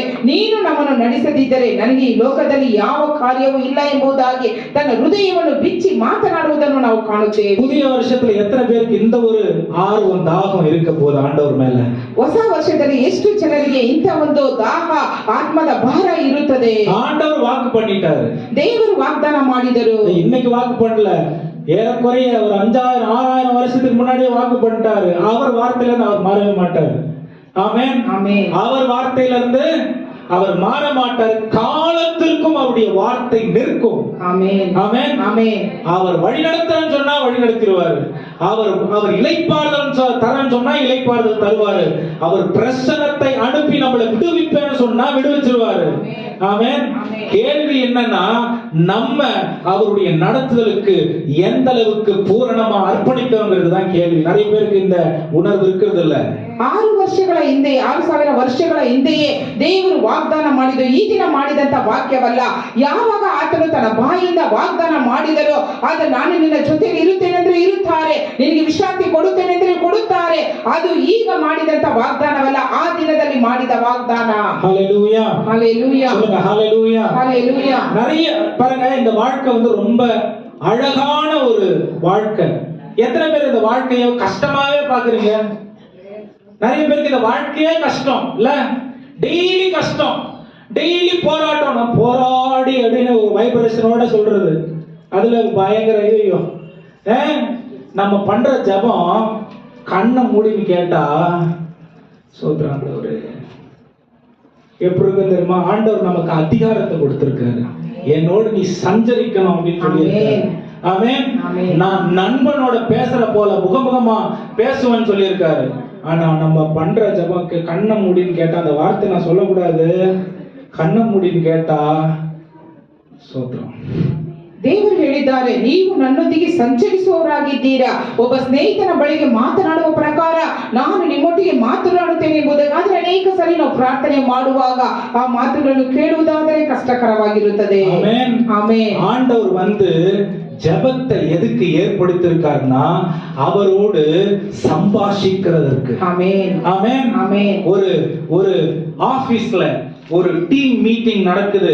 ஐடி எத்தனை பேர் வர்க் பண்றீங்க? டீம் மீட்டிங் நடக்குது, இல்ல ஒரு போர்ட் மீட்டிங் நடக்குது, இல்ல ஒரு பேரண்ட்ஸ் மீட்டிங் நடக்குது, இல்லனா ஒரு மேனேஜ்மெண்ட் மீட்டிங் நடக்குதுன்னா அவங்க பேச நாம் பேச, அவங்க பேச நாம் பேச, ஒரு முடிவுக்கு அந்த மாதிரி பேசி ஒரு நல்ல ஸ்தானத்துக்கு கொண்டு வர்றதுக்கு தான் ஆண்டவர் ஜெபத்தை வச்சிருக்கிறார். ஆமென். நம்ம எப்படி ஆண்டவர்கிட்ட வந்து ஜெபம் பண்றோம்? எப்படி வந்து ஜெபம் பண்றோம்? ஆண்டவரே, ஆமென். பைபிள் அது சொல்லுது, சம்பாஷிப்பதற்காக, அவர் நம்மோடு பேசுவதற்காக. இது ஒரு பயங்கரமான ஒரு சந்தோஷமான ஒரு விஷயம் ஜெபம் பண்றது. ஆமென். ஜெபம் பண்றது என்னது? ரொம்ப சந்தோஷமான விஷயம். படைத்த தேவன் என் கூட வந்து கூட உட்கார்ந்து பேசலான்றதுக்கு என்ன கொண்டு வராரு. ஆனா நான் என்ன பண்றேன்? ஒரு பயங்கர ஒரு சந்தோஷமான ஒரு விஷயம் இது. மோசே அவருடைய பேச்சு நடைய பாருங்க. ஆண்டவரோட எப்படி பேசுறாரு? ஆண்டவரே, நீங்க இப்படிலாம் சொன்னீங்க, எனக்கு வந்து கிருபை தரேன்னு சொன்னீங்க, என் வழியை நீங்க சரிப்படுத்திடுவான்னு சொன்னீங்க, நீங்க கூட வரலன்னு மட்டும் என்கிட்ட சொல்லவே இல்லை. எப்படி கூட வரலன்னா நல்லா இருக்கும். பேசி ஒரு முடிவுக்கு வராங்க. நிறைய நேரம் நம்ம பேசிட்டு போறோம், அவர் பேசுறதை கேட்கறதே இல்லை. அதனாலதான் எத்தனை வருஷம் ஆனாலும் அதே மாதிரி உட்காந்துக்கிறோம். ஆமென். அவர் பேசுறதை கேட்கறது இல்ல. இதுல என்ன தெரியுமா தெரியுது? நான் பேசுவேன், நீ பேசுனா பேச கட்டினா, நான் பேசுறத நான் வந்து கொட்டுறத கொட்டிட்டு போயிடுவேன். ஆமென். நீ பேசுறத நானு டைம் இல்ல எனக்கு, 12 மணிக்கு குழந்தை போய் கூட்டின்னு வரணும். ஆமென். அப்புறம் என்னத்துக்கு அந்த நேரத்துக்கு வருது? ஒரு நாள் எல்லாம் லீவ் போட்டு உட்காந்து ஜெபம் பண்றது. ஆமென். அவரோட பேசுறது எப்படிப்பட்ட ஒரு விஷயம் சொல்லுங்க. ஜெபம் பண்ணும்போது யாரும் இனிமே இதை மறக்கவே கூடாது. எப்படிப்பட்ட விஷயம்? உட்கார்ந்து அவர் படைத்த தேவனோட கூட என் வாழ்க்கையை குறித்து நான் சம்பாஷிச்சு அவருடைய மகிமையை அனுபவிக்கிறதுக்கு அவர் அவருடைய இதயத்தை திறந்து காட்டுகிற இடம் ஜெபம். ஆமென். ஆமென். ஆமென். அந்த இடத்துல சோத்திரம் சோத்திரம் சோத்திரம், அந்த சோத்திரம் கேட்டாலே ஐயோ ஆமென் பின்னாடி வழியில் ஓடிடலாமான் இருக்கும். ஹல்லேலூயா. ஆமென். ஆண்டவர் வந்து பைபிள் சொல்லுது, மோசே நீங்க வேதத்துல யார வேணா பாருங்க, ஆண்டவர்கிட்ட அவங்க பேசும் பொழுது அவருக்கான பயம்ன்ற வார்த்தையை பிடிச்சுப்பாங்க. பயம்ன்றது வந்து எங்கெல்லாம் வேதத்துல பயம்ன்ற வார்த்தை இருக்கோ அது வந்து கனத்தை குறிக்குது. அவருக்கு கொடுக்க வேண்டிய கனத்தை குறிக்குது. அவர் நீங்க ஜெபம் பண்ணிடுறீங்க, அதுக்கப்புறம் அவர் சொல்றதை கேட்காம எழுந்து போயிடுறாங்க, அது கனம் பண்றதா? எப்படி அது கனம் பண்றது ஆகும்? பயம் வந்து இப்படி நடுங்கிறதுக்கு பயம் கிடையாது. அவருக்கு கொடுக்க வேண்டிய ஸ்தானத்தை அவருக்கு கொடுக்கிறதுக்கு பேர் தான் பயம். I come to the presence of God with trembling. Trembling என்னது? நடுக்கம் கிடையாது, உள்ளத்துல அவருக்கு கொடுக்கிற இடம். ஹல்லேலூயா. ஆமென். இப்படி பயம் இல்ல. ஆண்டவரை பார்த்து பயப்படுறதுக்காக நம்மளை படைக்கல. அன்னைக்கு ஆதாம் ஏவாளுக்கு ஆண்டவரை பார்த்து பயம் இல்ல. இயேசு கிறிஸ்து மனிதனா இருக்கும் பொழுது சீஷர்களுக்கு இயேசுவை பார்த்து பயம் இல்ல. வெளியே இருக்கிறத பார்த்து தான் பயந்தாங்க. புயலை பார்த்து பயந்தாங்க, காற்றை பார்த்து பயந்தாங்க, பிசாசை பார்த்து பயந்தாங்க, மற்றவங்களை பார்த்து பயந்தாங்க. இயேசுவை பார்த்து பயப்படல. ஆமென். எத்தனை பேர் புரியுது நான் சொல்றது? ரொம்ப ஆழமான ஒரு விஷயம். ஆமென். ஆசையா ஆண்டவர்கிட்ட வரணும். எப்படி வரணும் ஆண்டவர்கிட்ட? ஆசை அன்பா வரணும், சந்தோஷமா வரணும், அவர் அப்படியே கட்டி அணைத்துக் கொள்றதுக்கு வரணும். ஆமென். எப்படி வருது ஆண்டவர்கிட்ட? அப்படியே போலீஸ்காரனை பார்க்க வர மாதிரி. அவரும் அப்படிதான் அப்படி போட அப்படின்னா அவரும் போலீஸ்காரன் மாதிரி தான் ட்ரீட் பண்ணுவாரு. ஏன்னா நான் சொல்லிட்டு போயிடலாம். அதுக்கப்புறம் அவங்க என்ன முடிவு எடுத்துரு, அந்த மாதிரி மனநிலையிலேயே ஜபத்தை நம்ம பண்ண ஆண்டவர்கிட்ட வந்தா அவர் எப்படி பதில் சொல்லுவார் நம்மளுக்கு? ஆமென். ஜபம்னா என்னது? அவர் கிட்ட உட்கார்ந்து சம்பாஷிக்க, பேச. ஆமென். எப்படி பேசுவாரு? வாசிங்க, சொல்றேன். ನಾವು ಪ್ರಾರ್ಥನೆ ಎಂಬುದಾಗಿ ನೋಡುವುದಾದರೆ ಆತನೊಂದಿಗೆ ಸಂಭಾಷಣೆ ಮಾಡುವಂತದ್ದಾಗಿದೆ. ಆದರೆ ದೇವರಿಗೆ ಭಯಪಡುವಂಥದ್ದು, ಆತನನ್ನು ಗಣಪಡಿಸುವುದೆಂಬುದಾಗಿ. ಮೋಶೆ ಇಲ್ಲೆಲ್ಲ ದೇವರ ಮಕ್ಕಳು ಸತ್ಯವೇದೆಯನ್ನು ದೇವರೊಟ್ಟಿಗೆ ಮಾತನಾಡಿದರು. ಅಲ್ಲೆಲ್ಲ ನೋಡುವಾಗ ಅವರು ಆ ಸಂಭಾಷಣೆಯನ್ನು ಮಾಡಿದ್ದನ್ನು ನಾವು ಕಾಣುತ್ತೇವೆ. ಶಿಷ್ಯರ ಜೊತೆಯಲ್ಲಿದ್ದರು. ಯೇಸು ಸ್ವಾಮಿಗೆ ಭಯಪಡಲಿಲ್ಲ. ಗಾಳಿಯನ್ನು, ಭೂತವನ್ನು, ಮರಗಿಡಗಳನ್ನು ಇದನ್ನು ನೋಡಿ ಭಯಪಟ್ಟರೆ ಹೊರತು ಯೇಸು ಸ್ವಾಮಿಯನ್ನು ನೋಡಿ ಭಯಪಡಲಿಲ್ಲ. ஆமென். மோசே தேவன் சொன்னதை கேட்டு, தேவன் மோசே சொன்னதை கேட்டதனால 17ஆம் வசனம் வாசிங்க. ஆண்டவர் ஒரு முடிவுக்கு வராரு. என்ன முடிவு தெரியுமா வராரு? வாசிங்க. அப்பொழுது கர்த்தர் மோசேயை நோக்கி, நீ சொன்ன இந்த வார்த்தையின்படியே செய்வேன். நீ சொன்ன இந்த வார்த்தை. எப்படி ஆண்டவர் நான் சொன்னது செய்வாரு? நண்பன் சொல்லிட்டாரு, நீ சொன்ன இந்த வார்த்தையின்படியே நான் செய்வேன். என் கண்களில் உனக்கு கிருபை கிடைத்தது. என் கண்களில் உனக்கு ஆண்டவருடைய கிருபை உனக்கு இருந்துச்சுன்னா இந்த ஆண்டவருடைய இதயத்தை நீ புரிஞ்சுப்ப. ஆமென். அவர் இதயம் புரிஞ்சுச்சுன்னா என் பழைய பழக்கத்தை தூக்கிட்டு வரமாட்டேன். அவருடைய நடத்துதலுக்கு என்ன ஒப்பு கொடுத்துருவேன். அவருடைய நடத்துதலுக்கு என்ன ஒப்பு கொடுத்தேன்னா நான் இளைப்பாறுதல்ல இருப்பேன். என் வழி அவர் முன்னாடி போய் எல்லாத்தையும் சீர்படுத்தி என்னுடைய எதிர்காலத்தை அவர் பொறுப்பெடுத்துக்குவார். ஆமென். இதுதான் நீங்கள் நானும் ஆராதிக்கிற அந்த தேவனுடைய தன்மை, குணாதிசயம். ஆமென். பூச்சாண்டி காட்டுற தேவன் நம்ம ஆராதிக்கல. எல்லா அண்ட சராசரங்களையும் வார்த்தையால் படைத்து அதிகாரம் உள்ள அந்த தேவன் என்ன சொல்றாரு? நான் உன்னை பார்த்து சந்தோஷப்படுறேன்டா, என் கிருபை உனக்கு இருக்கு. கிருபை என்னது? நான் எப்பவுமே உன் கூட இருப்பேன். இந்த வார்த்தை இருக்குதா இல்லையா? நான் உன்னை விட்டு விலகுவதும் இல்லை, உன்னை கைவிடுவதும் இல்லை. நீ எவ்வளவு பெரிய பாவம் செஞ்சிட்டாலும் அந்த நேரத்திலையும் அவர் மாறுகிற தேவன் இல்லை. நான் மாறுறேன், அவர் மாறுறது இல்லை. ஆமென். அந்த அன்பு தான் என்ன மறுபடியும் அவர்கிட்ட கொண்டு வருது. நான் ஐயோ நான் ஜெபம் பண்றதுனால இல்ல. ஆமென். அவர் அன்புள்ளவர், அவர் மாறாதவர், அவருடைய தன்மை இரக்கம் நிறைந்தவராய் இருக்கிறபடியினாலே அவர் என்னை விட்டு விலகுவதும் இல்லை, அவர் என்னை கைவிடுகிறதும் இல்லை. ஹல்லேலூயா. கண்ணீரோட ஜெபம் பண்ணலாம். இது அன்புனால வெளிப்படுகிற ஒரு காரியமா இருக்கணும். வீட்டு கஷ்டத்தை நினைச்சு ஆண்டவரே நல்லா நான் பார்த்துக்கிறேன்னு சொல்லிட்டாரு, அது அவரை இன்சல்ட் பண்ற மாதிரி. ஆண்டவர் என்ன பண்ணக்கூடாது? இன்சல்ட் பண்ணக்கூடாது. ஹல்லேலூயா. நமக்கு செய்வார், ஏன்னா அது அவரால முடியும். ஆமென். ஹல்லேலூயா. ஹல்லேலூயா. எப்படி செய்யறாருன்னு ஒரு 2 வசனம் பார்த்துட்டு முடிச்சிடலாம். 17ನೇ ವಚನ. ಯೆಹೋವನು ಮೋಶೆಗೆ, ನಿನಗೆ ನನ್ನ ಅನುಗ್ರಹ ದೊರಕಿದ್ದರಿಂದಲೂ ನಾನು ನಿನ್ನ ಹೆಸರನ್ನು ಗೊತ್ತು ಮಾಡಿದರಿಂದಲೂ ನಿನಗೋಸ್ಕರ ಈ ಕಾರ್ಯವನ್ನು ಮಾಡುವೆನು ಎಂದು ಹೇಳಿದನು. ದೇವರು ಮೋಶೆಗೆ ಹೇಳಿದರು, ನಾನು ನಿನ್ನನ್ನು ತೊರೆಯುವುದಿಲ್ಲ, ಕೈ ಬಿಡುವುದಿಲ್ಲ ಎಂಬುದಾಗಿ ಹೇಳಿದ ವಾಗ್ದಾನವನ್ನು ತನ್ನ ಜೀವಿತದಲ್ಲಿ ಅದೇ ರೀತಿ ನೆರವೇರಿಸಿದರು. ஹல்லேலூயா. ஹல்லேலூயா. பயங்கரமான இக்கட்டான சூழ்நிலையில இந்த தாவீது இருந்தான். என்ன சொல்றான் தெரியுமா? இக்கட்டான சூழ்நிலையில ஆண்டவரை நல்லா புரிஞ்சு வச்சுக்கிட்டவன் என்ன சொல்றான் தெரியுமா? கர்த்தரின் மேய்ப்பராய் இருக்கிறார், நான் தாட்சி அடையேன். அவர் என்னை புல்லுள்ள இடங்களில் மேய்த்து அமர்ந்த தண்ணீரண்டை. ஆமென். இது நான் எனக்கு செஞ்சுக்கிறது இல்ல, ஆண்டவர் எனக்கு செய்யறது. ஆமென். ஹல்லேலூயா. நான் இத செஞ்சாதான் இது அவர் செய்வார்னு கிடையாது. அவர் அவருடைய வல்லமையும் மகத்துவமும் ரொம்ப பெருசு.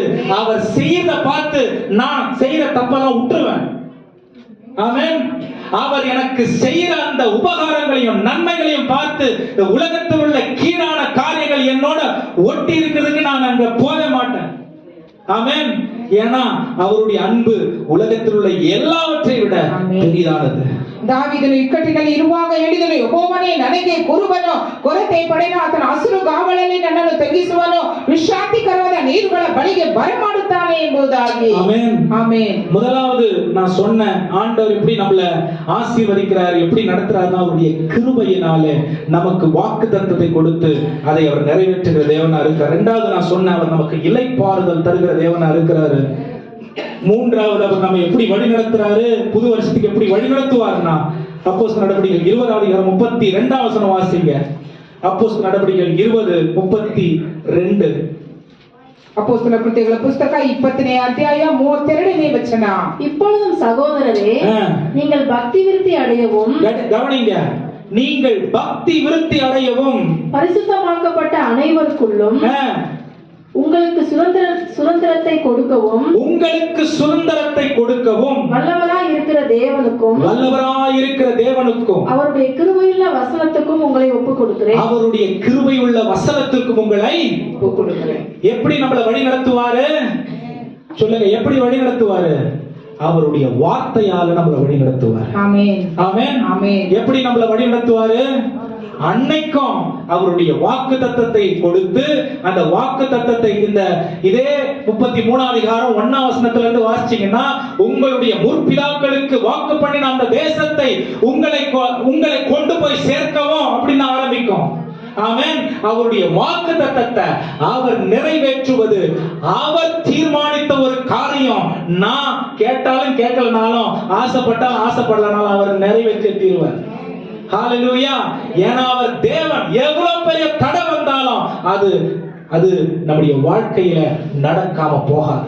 ஆமென். ஹalleluya. ஹalleluya. இத புரிந்து கொள்ளாமல், வசனத்திற்கு இடம் கொடுத்து தேவனுடைய நடத்துதலை நாம் அறிந்து கொள்ளாமல் இருந்தால் லேட்டா ஆரம்பிக்கும். எப்ப அதை புரிஞ்சுக்கிறோமோ அன்னைக்கு தான் அது ஆரம்பிக்கும். ஆமென். Maybe after 30 years of your Christian life. ஆமென். என்னைக்கு அவரை பூரணமாக அவருடைய ஆளுகைக்கு நீங்க அர்ப்பணிக்கிறீங்களோ அன்னைக்கு அவருடைய பூரணமான கிரியை உங்களுடைய வாழ்க்கையில விளங்க ஆரம்பிக்கும்.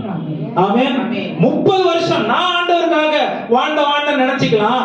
ஆனா இந்த 31வது வருஷத்துல நான் அவருக்கு பூரணமா அர்ப்பணிப்பதின் மூலம் அவர் என்னை நடத்த அவர் வாக்கு பண்ணின அந்த வார்த்தை அன்னைக்கு தான் ஆரம்பிக்கும்.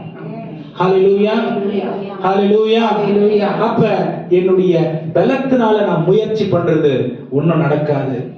உலகத்தில் உள்ள உலகம் காட்டுகிற இந்த பரிசுத்தம், இந்த உலகம் காட்டுகிறது, நான் சொன்ன வேதம் காட்டுகிறது இல்ல, உலகம் காட்டுகிற இந்த பரிசுத்தம், அந்த குதிக்கிறது, இது அது நம்மள அவர் கிட்ட அலைன் பண்ணாது. அவருடைய வார்த்தை மட்டுமே. ஆமென். அந்த கிருபையில் நம்மளை இணைக்கும். ஆமென். ஆமென். எதற்காக? அவர் நமக்காக ஏற்படுத்தின அந்த பரிசுத்தமும் அவர் நமக்காக ஏற்படுத்தினதான கொடுத்திருக்கிற சுதந்திரமும் நமக்கு உரியதாய் மாறுவதற்கு அவருடைய வார்த்தை நமக்கு வழிகாட்டணும். ನಾನೀಗ ನಿಮ್ಮನ್ನು ಕರ್ತನಿಗೂ ಆತನ ಕೃಪಾ ವಾಕ್ಯಕ್ಕೂ ಒಪ್ಪಿಸಿಕೊಡುತ್ತೇನೆ. ಆತನು ನಿಮ್ಮಲ್ಲಿ ಭಕ್ತಿ ವೃದ್ಧಿಯನ್ನುಂಟು ಮಾಡುವುದಕ್ಕೂ ಪವಿತ್ರರಾದವರೆಲ್ಲರಲ್ಲಿ ನಿಮಗೆ ಹಕ್ಕನ್ನು ಅನುಗ್ರಹಿಸುವುದಕ್ಕೂ ಶಕ್ತನಾಗಿದ್ದಾನೆ. ரோமர் 10:8 வசனம் வாசிங்க. இன்னொரு ஒரு விஷயத்தை உங்களுக்கு காண்பிக்க விரும்புகிறேன். இதே இடத்துல ரோமர் 10:8 வசனம். இந்த வார்த்தைக்கு உனக்கு சமீபமாய் உன் வாயிலும் உன் இருதயத்திலும் இருக்கிறது என்று சொல்லுகிறது. உன் இருதயத்திலும் இருக்கிறது என்று சொல்கிறது. இந்த வார்த்தை நாங்கள் பிரசங்கிக்கிற விசுவாசத்தின் வார்த்தையே. நாங்கள் பிரசங்கிக்கிற விசுவாசத்தின் வசனம் எங்க இருக்கோ அங்க விசுவாசம் அதிகரிக்கும். ஆமென். ஆமென். ஆமென். விசுவாசத்தினால் நீதிமான் பிழைப்பான். ஹalleluya. புது வருஷத்துல இங்க அங்க நம்ம மனசுக்கு ஏத்த பழைய பழக்கத்தை, பழைய கோட்டை போட்டுக்காதீங்க. ஆமென். பழைய கோட்னா குளிர், அந்த கோட்டு சொல்ல, இந்த கோட்டு சொல்ல நான். ஆமென். நமக்குன்னு ஒரு மாம்சத்துல டிராவல் பண்ற ஒரு கோட் இருக்கு. நமக்குன்னு உலகத்துல நடத்துகிற அந்த சுயங்கிற ஒரு கோட்டு இருக்கு.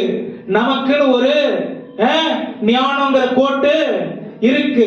நமக்குன்னு ஒரு என்னை யாரும் டிஸ்டர்ப் பண்ணக்கூடாதுன்ற கோட்டு இருக்கு. நமக்குன்னு ஒரு எனக்கு எல்லாம் தெரியும்ன்ற கோட்டு இருக்கு. இதை தூக்கி திரும்ப போட்டுக்காதீங்க. பைபிள் சொல்லுது, என்ன சொல்லுது? விசுவாச வார்த்தையில் உள்ள விசுவாசத்துல நீங்க உங்களுடைய நாவையும் உங்களுடைய இதயத்தையும் என்ன பண்ணிக்கொள்ளணுமா? ஈடுபடுத்திக் கொள்ளணும். ஹல்லேலூயா. ஹல்லேலூயா. நாவு, இதயம். நான் ஏற்கனவே சொன்னேன், நாவு ஊதி ஒண்ணு இல்லாதத பெருசாக்கிறோம். ஆமென். இதே நாவு காயங்களையும் கட்டும். ஆமென். ஆமென்.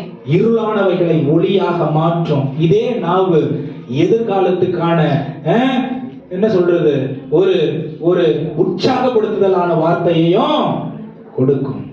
ಆಮೆನ್. ಆಮೆನ್.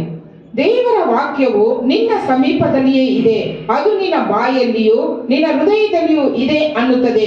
ಆ ವಾಕ್ಯವು ನಾವು ಸಾರುವ ನಂಬಿಕೆಯ ವಿಷಯವಾದ ವಾಕ್ಯವೇ ಎಂಬುದಾಗಿ, ನೀತಿವಂತನು ನಂಬಿಕೆಯಿಂದಲೇ ಬದುಕುವನು ಎಂಬುದಾಗಿ ಸತ್ಯವೇದ ಇರುತ್ತದೆ. ಆದ್ದರಿಂದ ನಮ್ಮ ಹೃದಯವು, ನಮ್ಮ ಬಾಯಿಯು ಮತ್ತೊಬ್ಬರ ಗಾಯಗಳನ್ನು ಕಟ್ಟುವಂತದ್ದಾಗಿರುತ್ತದೆ, ಮತ್ತೊಬ್ಬರನ್ನು ಸಂತೈಸುವಂತದ್ದಾಗಿರುತ್ತದೆ. ஹல்லேலூயா. கடைசி ஒரு வசனத்தை படிச்சு முடிக்கலாம். எபேசியர் 2ஆம் அதிகாரம், எபேசியர் 2ஆம் அதிகாரம் 9ஆம் 10ஆம் வசனம். ஏனெனில் 8ஆம் வசனத்திலிருந்து வாசிங்க. கிருபையினாலே விசுவாசத்தை கொண்டு ரட்சிக்கப்பட்டீர்கள். கிருபையினாலே விசுவாசத்தை கொண்டு, ஏற்கனவே சொன்ன மோசேக்கு கிருபை புரிஞ்சது, ஆனா அவனுக்கு ரட்சிப்பு இல்ல. இயேசு கிறிஸ்துவின் மூலமானா கிருபையினாலே விசுவாசித்து அறிக்கை செய்து ரட்சிப்பை நாம் பெற்றிருக்கிறோம். அதுதான் ரோமர் 10ஆம் அதிகாரம் அந்த 8ஆம் வசனத்துல இருந்து கீழே வாசிச்சீங்கன்னா உங்களுக்கு தெரியும். இந்த விசுவாசம் எதனால வருது? தேவனுடைய வார்த்தையினாலே வருது. இந்த வார்த்தை விசுவாசத்தை அதிகரிப்பதற்கும் இதயத்தையும் நாவையும் அது உருவாக்குவதற்கும் அறிக்கை செய்வதற்கும் சுதந்திரித்துக் கொள்வதற்கும் பரிசுத்தமாக்கப்படுதலுக்கும் காரணமாய் இருக்கிறது. இந்த வார்த்தை அல்லது இந்த ஒரு ஆசீர்வாதம் கிருபையினாலே விசுவாசத்தை கொண்டு ரட்சிப்பின் மூலமாக நமக்கு வெகுமதியாய் கிடைத்திருக்கிறது. வாசிங்க தொடர்ந்து 9ஆம் வசனம். ஒருவரும் பெருமை பாராட்டாத படிக்கு. இந்த காரியத்தை நான் இத்தனை பேர் கூட்டின்னு வந்தேன், அத்தனை பேர் கூட்டின்னு போனேன், இங்கெல்லாம் ஜெபம் நடத்தினேன், அங்கெல்லாம் ஜெபம் நடத்தினேன், இது பெருமை கிடையாது.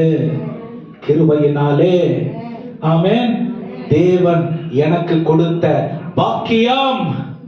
பாக்கியம் என்னது? பிரிவிலேஜ். பிரிவிலேஜ். இந்த மேடையில நான் நிக்கிறதுக்கு இந்த சிஸ்டர் நிக்கலாம், இந்த பிரதர் நிக்கலாம், ஐயா நிக்கலாம். இங்க நான் இங்க நிக்கிறேன் அப்படின்னு சொன்னா என் தகுதி இல்ல, தேவன் கொடுத்த பாக்கியம். ஆமென். படிச்சிருக்கலாம், நான் நிறைய பேருக்கு ஆலோசனை கொடுக்கிற இடத்துல இருக்கலாம், ஆனா இது எனக்கு தகுதியா இருக்காது. அதெல்லாம் எனக்கு இங்க நிக்கிறதுக்கு தகுதி இல்லை. தேவனுடைய ஈவு. ஆமென். ஆமென். அவர் கொடுத்த பாக்கியம். It's a privilege. அவ்வளவுதான். இயேசுவுக்கு சபையில ஊழியம் செய்யறது என்னது? அந்தஸ்து இல்ல, பாக்கியம். ஆமென். சிலரை ரட்சிப்புக்குள்ள நடத்துவது என்னது? என்னது? பாக்கியம், அந்தஸ்து இல்ல. ஆமென். நான் இதை படிச்சுட்டேன் அதனால நான் இதை பண்ணிடுவேன், அந்தஸ்து இல்ல, பாக்கியம். ஆமென். நான் இவ்வளவு நாளா இது பண்றேன், இது அனுபவம், அந்தஸ்து இல்ல, பாக்கியம். ஆமென். ஒருவனும் பெருமை பாராட்டக்கூடிய, மேன்மை பாராட்டக்கூடாதபடிக்கு இது கிரியைகளினால் உண்டானதல்ல. கிரியைகளினாலே உண்டானதல்ல. ஹல்லேலூயா. நான் இதை பண்ணேன் அதனால I deserve it. அதுதான் பரிசெய்யணும் சது செய்யணும் பண்றான். என்ன பண்றான்? நான் தெருக்கள் தோறும் தூபம் காட்டினேன், தெருக்கள் முனையில் நின்று அல்லேலூயா ஆமென்னு சொன்னேன், பாவ மன்னிப்புக்காக சொன்னேன். கிரியைகளினாலே இல்ல, இது கிருபையினாலே உண்டாயிருக்கு. ஹல்லேலூயா. எவ்வளவுக்கு எது கிறிஸ்தவ முதிர்ச்சி தெரியுமா? எது கிறிஸ்தவ முதிர்ச்சி தெரியுமா? நான் கிறிஸ்துமஸ் அன்னைக்கு சொன்னேன், 100% அர்ப்பணிப்பு, 100% கீழ்ப்படிதல். ஆமென். நான் யாரா வேணா இருக்கட்டும், நான் எவ்வளவு பெரிய ஆளா வேணா இருக்கட்டும், ஆமென், 100% கீழ்ப்படிதல் இல்லாம ரட்சிப்பு இல்ல, 100% அர்ப்பணிப்பு இல்லாம பரலோகம் இல்ல. ஹல்லேலூயா. இதுக்காக தான் இயேசு கிறிஸ்து நம்மளை பிரித்தெடுத்தார். ஏன் தெரியுமா? இதை நம்ம செஞ்சா நமக்கு என்ன புரிய வரும், என்ன தெரிய வரும் தெரியுமா? 10வது வசனம். ஏனெனில் நற்கிரியைகளை செய்கிறதற்கு, கவனிங்க, நற்கிரியைகளை செய்கிறதற்கு நாம் கிறிஸ்து இயேசுவுக்குள் சிருஷ்டிக்கப்பட்டு. எதுக்காக சிருஷ்டிக்கப்பட்டிருக்கிறோம்? பழைய வாழ்க்கையிலிருந்து புதிய வாழ்க்கைக்கு மாற்றப்பட்டிருக்குன்னு சொல்லல. ஆமென். நாம் நற்கிரியை செய்வதற்கு இயேசு கிறிஸ்துவாலே என்ன பண்ணப்பட்டிருக்கோம்? சிருஷ்டிக்கப்பட்டிருக்கிறோம். அப்படின்னா பிசாசு நம்முடைய பாவத்து நிமித்தம் மரித்து போன அந்த மரணத்தை ஒரு பக்கம் தூரம் விட்டுட்டு இயேசு கிறிஸ்துவின் தியாகத்தின் உயிர்த்தெழுதலினாலே நாம் மறுபடியும் புதிதாக சிருஷ்டிக்கப்பட்டிருக்கிறோம். நாம் புது மனுஷன், புது மனுஷி. எதற்காக நான் சிருஷ்டிக்கப்பட்டிருக்கேன்? பக்கத்துல பார்த்து சொல்லுங்க. குறை சொல்றதுக்கு இல்ல, சொல்லுங்க பக்கத்துல காதுல சொல்லுங்க, நல்லா கேட்கணும். குறை சொல்றதுக்கு இல்ல, இன்னொருத்தவங்களை பத்தி பேசுறதுக்கு இல்ல. 2024 இதே வேலையா போயிடுச்சு எனக்கு. சொல்லுங்க, பரவாயில்ல. இதே வேலையா, மெயின் வேலையா இதுதான் வச்சு செஞ்சு நின்னேன். ஆமென். மற்றவங்களை பார்த்து பொறாமப்பட்டேன், மற்றவங்களை பார்த்து மற்றவங்களை பகைச்சேன், மற்றவங்களை அசிங்கப்படுத்தினேன். வெளிப்புறமா செய்யல, உள்ளத்துல செஞ்சேன். ஆமென். ஆனா பைபிள் சொல்லுது, நற்கிரியை செய்வதற்கு நான் சிருஷ்டிக்கப்பட்டிருக்கிறேன். எதுக்கு? இதேதான் கண்டினியூ ஆகும், புது வருஷத்துலயும் கண்டினியூ ஆகும். எனக்கு தெரியும். ஏன் தெரியும்? ஏன் தெரியும்? தெரியும், அப்புறம் பேசலாம் அதை பத்தி. நற்கிரியை செய்வதற்கு கிறிஸ்து இயேசுவுக்குள், கிறிஸ்து இயேசுவுக்குள், எல்லாரும் சொல்லுங்க, கிறிஸ்து இயேசுவுக்குள், கிறிஸ்து இயேசுவுக்குள் சிருஷ்டிக்கப்பட்டிருக்கிறேன். நான் பரலோகம் போனோம்னா இத கைட்டு தூரம் போட்டு கிறிஸ்து இயேசுவுக்குள் இருக்கிற வாழ்க்கைய நான் புதிதாக்கி வளர என ஒப்பு கொடுத்தா மட்டும்தான் நான் பரலோகத்துக்கு போவேன். ஆமென். பரலோகம் எங்கேயோ பறந்தெல்லாம் போக போறது இல்ல.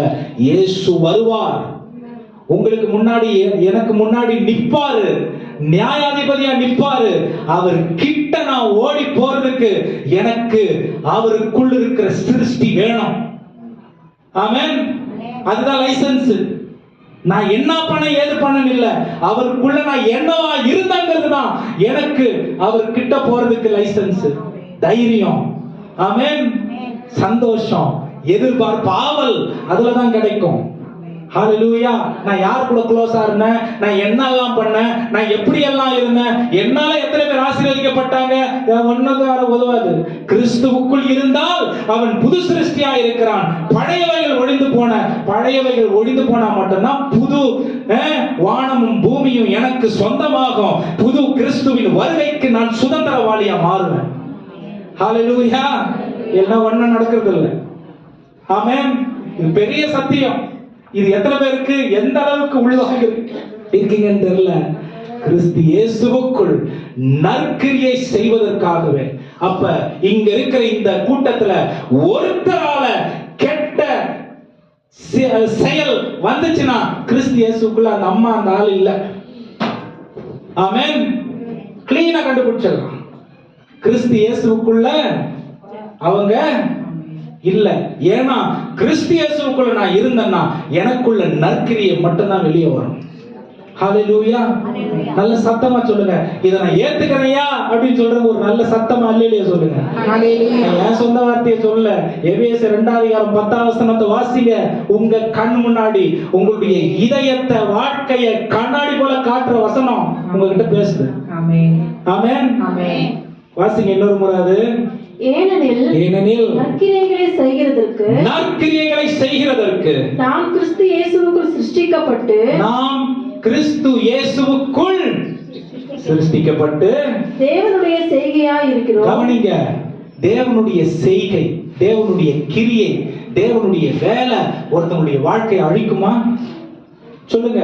இந்த நற்கிரியைய ஜஸ்டிஃபை பண்றாரு, இந்த நற்கிரியைய நியாயப்படுத்துறாரு பவுல். இந்த 5 அதிகாரத்தை எழுதுறதுக்கு 2.5 வருஷம் அந்த எபேசு பட்டணத்திலே தங்கிட்டார். என்ன பண்றாரு பவுல்? இந்த 5 அதிகாரத்தை எழுதுறதுக்கு எபேசு பட்டணத்திலேயே அவருடைய பிரயாணத்தின் போது 2.5 வருஷம் தங்கிட்டார். தங்கி தெரு தெருவா, வீதி வீதியா, ஒருத்தருக்கு பிரசங்கிப்பது மட்டும் இல்ல, நற்கிரியையை காண்பிப்பதற்கு. இது கிறிஸ்து இயேசுவுக்குள்ளால் மட்டுமே உண்டாக்கப்படுகிற, உருவாக்கப்படுகிற ஒரு காரியமாய் இருக்கிறது என்றும். அடுத்து வாசிங்க. அவைகளில் நாம் நடக்கும்படி, அதுக்கு முன்னாடி தேவனுடைய செய்கையாய் இருக்கிறோம், கிறிஸ்து இயேசுவுக்குள்ளே இருக்கிறோம், அவருடைய செய்கையாய் இருக்கிறோம். அந்த செய்கை தான் நற்கிரியை. அவைகளில் நாம் நடக்கும்படி அவர் முன்னதாக அவைகளை ஆயத்தம் பண்ணி இருக்கிறார். ஆமென், ஆமென், ஆமென். இதுக்கு புது வருஷத்துக்கு ஆயத்தப்படுங்க. கிறிஸ்துவுக்குள் நற்கிரியை செய்வதற்கு, அவருடைய செய்கையாய் உலகம் நம்மை காண்பதற்கு அவர் ஆயத்தப்படுத்தியிருக்கிற அந்த நற்கிரியையாய் நாம் இருப்பதற்கு தேவன் நம்மை இந்த வருஷம், இந்த கடைசி வாரத்துல ஆயத்தப்படுத்துறார். இதோட ஒரு கம்ப்ளீட் சாமன் எனக்கு கொடுக்க முடியாது. ஆமென். எங்க விழுந்தோம், என்ன ஆனோம், என்ன நம்ம நிலைமை, எப்படி நம்ம மீண்டு வர முடியும், எதை நம்ம செஞ்சா அவருக்கு விருப்பமா இருக்கும், எது நம்மளை வழிநடத்தும், எதற்காக இந்த ஒரு காரியம், இதுல நம்ம கீழ்ப்படியும் பொழுது அவருடைய வருகையில் நாம் என்னவா இருப்போம், அவருடைய வருகையில் நம்மை காண்பித்துக் கொள்ள வேண்டிய ஒரு காரியம், ஒரே ஒரு விஷயம் தான், அவருடைய செய்கையாய், அவருடைய கிரியையாய், அவருடைய நடத்துதலுக்கு அவர் பண்ணி வைத்ததை நாம் நம்மிலே ஒப்பு கொடுத்து செய்ய வேண்டும். ಎಫೆಸದವರಿಗೆ 2:8 ನಂಬಿಕೆಯ ಮೂಲಕ ಕೃಪೆಯಿಂದಲೇ ರಕ್ಷಣೆ ಹೊಂದಿದವರಾಗಿದ್ದೀರಿ. ಆ ರಕ್ಷಣೆಯು ನಿಮ್ಮಿಂದ ಉಂಟಾದದಲ್ಲ, ಅದು ದೇವರ ವರವೇ. ಅದು ಪುಣ್ಯ ಕ್ರಿಯೆಗಳಿಂದ ಉಂಟಾದದಲ್ಲ, ಆದದರಿಂದ ಹೊಗಳಿಕೊಳ್ಳುವುದಕ್ಕೆ ಯಾರಿಗೂ ಆಸ್ಪದವಿಲ್ಲ. ನಾವು ಆತನ ನಿರ್ಮಾಣ ಸತ್ಕಾರ್ಯಗಳನ್ನು ಮಾಡುವುದಕ್ಕಾಗಿ ಕ್ರಿಸ್ತ ಯೇಸುವಿನಲ್ಲಿ ಸೃಷ್ಟಿಸಲ್ಪಟ್ಟೆವು. ನಾವು ಸತ್ಕಾರ್ಯಗಳನ್ನು ನಡೆಸುವವರಾಗಿ ಬದುಕಬೇಕೆಂದು ದೇವರು ನಮ್ಮನ್ನು ಮೊದಲೇ ನೇಮಿಸಿದನು. ಯಾಕೆಂದರೆ ಯಾವನಾದರೂ ನಾವು ಕ್ರಿಸ್ತನಲ್ಲಿ ಇರುವುದಾದರೆ ನೂತನ ಸೃಷ್ಟಿಯಾದನು ಎಂಬುದಾಗಿ ಪೌಲನು ಹೇಳುತ್ತಾರೆ. ಹಾಗಾದರೆ ಯೇಸು ಕ್ರಿಸ್ತನಲ್ಲಿ ಇರುವುದಾದರೆ ಮಾತ್ರ ನಾವು ನೂತನ ಸೃಷ್ಟಿಯಾಗಿ ಇರಲು ಸಾಧ್ಯ ಎಂಬುದಾಗಿ ಹೇಳುತ್ತೇವೆ. ஆமென், ஆமென். கடைசியா சொல்றேன், புதிய வருஷத்துல உங்களுக்கு வாக்குத்தத்தம் வேணும் அப்படின்னா நீங்க ஆண்டவருடைய என்னவா இருக்கிறீங்க, செய்கையா இருக்கிறீர்கள். நாம் தேவனுடைய I am God's handiwork. handiworkனா masterpiece. ஆமென். நம்மை அவர் அவ்வளவு அழகாக படைத்திருக்கிறார். ஒரே ஒரு காரியத்திற்கு தான், நற்கிரியை செய்ய, அவர் வரைபடுத்தினபடி அதை செய்ய, அதை எல்லாரும் பார்க்கத்தக்க ஒரு காரியத்திற்காக நம்மளை ஆயத்தப்படுத்தி படைத்திருக்கிறார். ஆமென், ஹalleluya. நற்கிரிய நம்ம கிட்ட இல்ல, தீய கிரிய வருது அப்படின்னா என்ன பண்ணணும் அப்படின்னு சொன்னா, எவ்வளவு பெரிய ஆளா இருக்கட்டும் தூரம் போயிருங்க. ஆமென். உங்களுக்கு வாழ்க்கையில மை பெஸ்ட் ஃப்ரெண்ட், லைஃப்லயே இவங்க தான் எனக்கு என்ன மை சேவியர், தூரம் போயிருங்க. ஆமென். ஆனா அவங்க தான் உங்க வாழ்க்கையை அழிச்சிருவாங்க. ஏன்னா நற்கிரியை உங்களுக்கு அவர்களிலிருந்து இல்லை அப்படின்னா தேவனோடு நமக்கு தொடர்பு இல்லாமல் போய்விடும். ஆமென். இந்த வருஷம் முடிக்கிறோம், எச்சரிக்கையோடு நான் முடிக்கிறேன். அதே நேரத்தில் நாம் தேவனுடைய செய்கையா இருக்கிறோம் என்ற நிச்சயத்தையும் நான் சொல்லி நம்ம உங்களை உற்சாகப்படுத்தி தைரியப்படுத்தி இந்த வார்த்தைகளை முடிக்கிறேன். ಹೊಸ ವರ್ಷಕ್ಕೆ ಹೋಗುವುದಕ್ಕೆ ಮುಂಚಿತವಾಗಿ ಒಂದು ಮಾತನ್ನು ಹೇಳುತ್ತೇವೆ. ನಾವು ಆತನ ನಿರ್ಮಾಣವಾಗಿದ್ದೇವೆ. ಸತ್ಕಾರ್ಯಗಳನ್ನು ಮಾಡುವುದಕ್ಕಾಗಿ ಕ್ರಿಸ್ತ ಯೇಸುವಿನಲ್ಲಿ ನಾವು ಸೃಷ್ಟಿಸಲ್ಪಟ್ಟಿದ್ದೇವೆ. ಆದ್ದರಿಂದ ಕೆಟ್ಟ ಕಾರ್ಯಗಳನ್ನು ಮಾಡುವುದಕ್ಕೆ ನಮ್ಮನ್ನು ಒಪ್ಪಿಸಿಕೊಡದೆ, ಆ ಕೆಟ್ಟ ಕಾರ್ಯವನ್ನು ಹೇಳಿಕೊಡುವವರ ಜೊತೆಯಲ್ಲಿ ನಾವು ಸೇರದೆ, ನಾವು ಸತ್ಕಾರ್ಯಗಳನ್ನು ಮಾಡುವವರಾಗಿದ್ದು ಪ್ರತಿನಿತ್ಯ அதை ನಡೆಸುವವರಾಗಿರಬೇಕೆಂಬುದಾಗಿ ಹೇಳುತ್ತೇವೆ. நாம் தேவனுடைய படைப்பு, தேவனுடைய ரத்தத்தினாலே வாங்கப்பட்டிருக்கிறோம், அவருடைய சொத்தாய் இருக்கிறோம். அவரை எஜமானனாய் ஏற்றுக்கொண்டு அவருக்காக பூமியில வாழவும், அவரை சஞ்சரிக்கவும், அவரோடு சஞ்சரிக்கவும், அவருடைய வருகைக்கு மற்றவர்களை நாம் ஆயத்தப்படுத்தி பாவத்தில் இருக்கிறவர்களை கண்டித்து உணர்த்தி உற்சாகம் அவர்களை அவைகளிலிருந்து வெளியில கொண்டு வரவும், அவருக்காக சாட்சியுள்ள வாழ்க்கையை வாழ ஆண்டவர் நம்மளை பிரித்தெடுத்திருக்கிறார், தெரிந்தெடுத்திருக்கிறார். ನಾವು ಆತನ ನಿರ್ಮಾಣವಾಗಿರುವುದರಿಂದ ಪಾಪದಿಂದ ಬಿಡುಗಡೆ ಕೊಡುವುದಕ್ಕಾಗಿ ತಮ್ಮ ಸ್ವಂತ ರಕ್ತವನ್ನು ಸುರಿಸಿ ನಮ್ಮನ್ನು ಕ್ರಯಕ್ಕೆ ತೆಗೆದುಕೊಂಡಿದ್ದಾರೆ. ಆ ಸ್ವಂತ ರಕ್ತದಿಂದಲೇ ನಮ್ಮನ್ನು ವಿಮೋಚಿಸಲ್ಪಟ್ಟಿದ್ದರಿಂದ ನಾವು ಆತನವರಾಗಿದ್ದೇವೆ. ಎಲ್ಲ எனக்கு தெரியல அப்படின்னு இருந்தீங்கன்னா பரிசுத்த ஆவியானவர் ஆண்டவர் நமக்குள்ளேயே வச்சிருக்கிறார், நமக்கு கற்றுக் கொடுக்க அவர் போதுமானவராக இருக்கிறார். ನಮಗೆ ಏನು ಇಲ್ಲ ಎಂದು ತಿಳಿದಿಲ್ಲ ಎಂಬುದಾಗಿ ಹೇಳುವುದಾದರೆ ದೇವರು ಅಂದ್ರೆ ಪರಿಶುದ್ಧಾತ್ಮನು ನಮ್ಮೊಳಗೆ ಇದ್ದು ನಮ್ಮನ್ನು ಯಾವ ರೀತಿಯೆಲ್ಲ ನಡೆಸಬೇಕೆಂಬುದಾಗಿ ಪ್ರತಿನಿತ್ಯ ನಮಗೆ ಕಲಿಸಿಕೊಡುವವನಾಗಿದ್ದಾನೆ. ಎಲ್ಲ எனக்கு தெரியும் அப்படின்னா வேத வசனத்தை வைத்து வாழ்க்கையை அலசி ஆராய்ந்து பார்க்க வேண்டிய தேவை இருக்கிறது. ನನಗೆ ಎಲ್ಲ ಗೊತ್ತು ಎಂಬುದಾಗಿ ಹೇಳುವುದಾದರೆ ದೇವರ ವಾಕ್ಯವು ನಮ್ಮ ಹಸ್ತದಲ್ಲಿ ಇರುವುದರಿಂದ ಅದನ್ನು ಓದಿ ಧ್ಯಾನ ಮಾಡಿ ಪರಿಶೋಧಿಸುವವರಾಗಿರಬೇಕು. ஒரே ஒரு வாழ்க்கை, ஆண்டவர் திரும்ப சீக்கிரம் வரப்போறன்னு சொல்லி இருக்காரு. ಒಂದೇ ಒಂದು ಜೀವಿತ, ಯೇಸು ಕ್ರಿಸ್ತನು ಬೇಗನೆ ಬರಲಿದ್ದಾನೆ ಎಂಬುದಾಗಿ ಹೇಳಿದ್ದಾರೆ. எல்லாரையும் கூட்டு போயிட மாட்டாரு, ಎಲ್ಲರನ್ನು ಕರೆದುಕೊಂಡು ಹೋಗುವುದಿಲ್ಲ. கிறிஸ்துவுக்குள் இருந்து, கிறிஸ்துவுக்குள் வாழ்ந்து, கிறிஸ்துவுக்காக அவருடைய கிரியையாய் பூமியில இருக்கிறவர்களுக்கு தான் பரலோகம். ಕ್ರಿಸ್ತನಲ್ಲಿ ಇದ್ದುಕೊಂಡು ಆತನಿಗಾಗಿ ಜೀವಿಸಿ ಆತನೊಂದಿಗೆ ಇರುವವರಿಗೆ ಮಾತ್ರ ಆ ಪರಲೋಕದ ಜೀವಿತ. ஒருவேளை நரகம் இப்ப நம்ம இந்த உலகத்துல இருக்கிற மாதிரி கூட இருக்கலாம், ஒரு ஒண்ணுமே இல்லாம. ஆனா பைபிள் என்ன தெரியுமா சொல்லுது?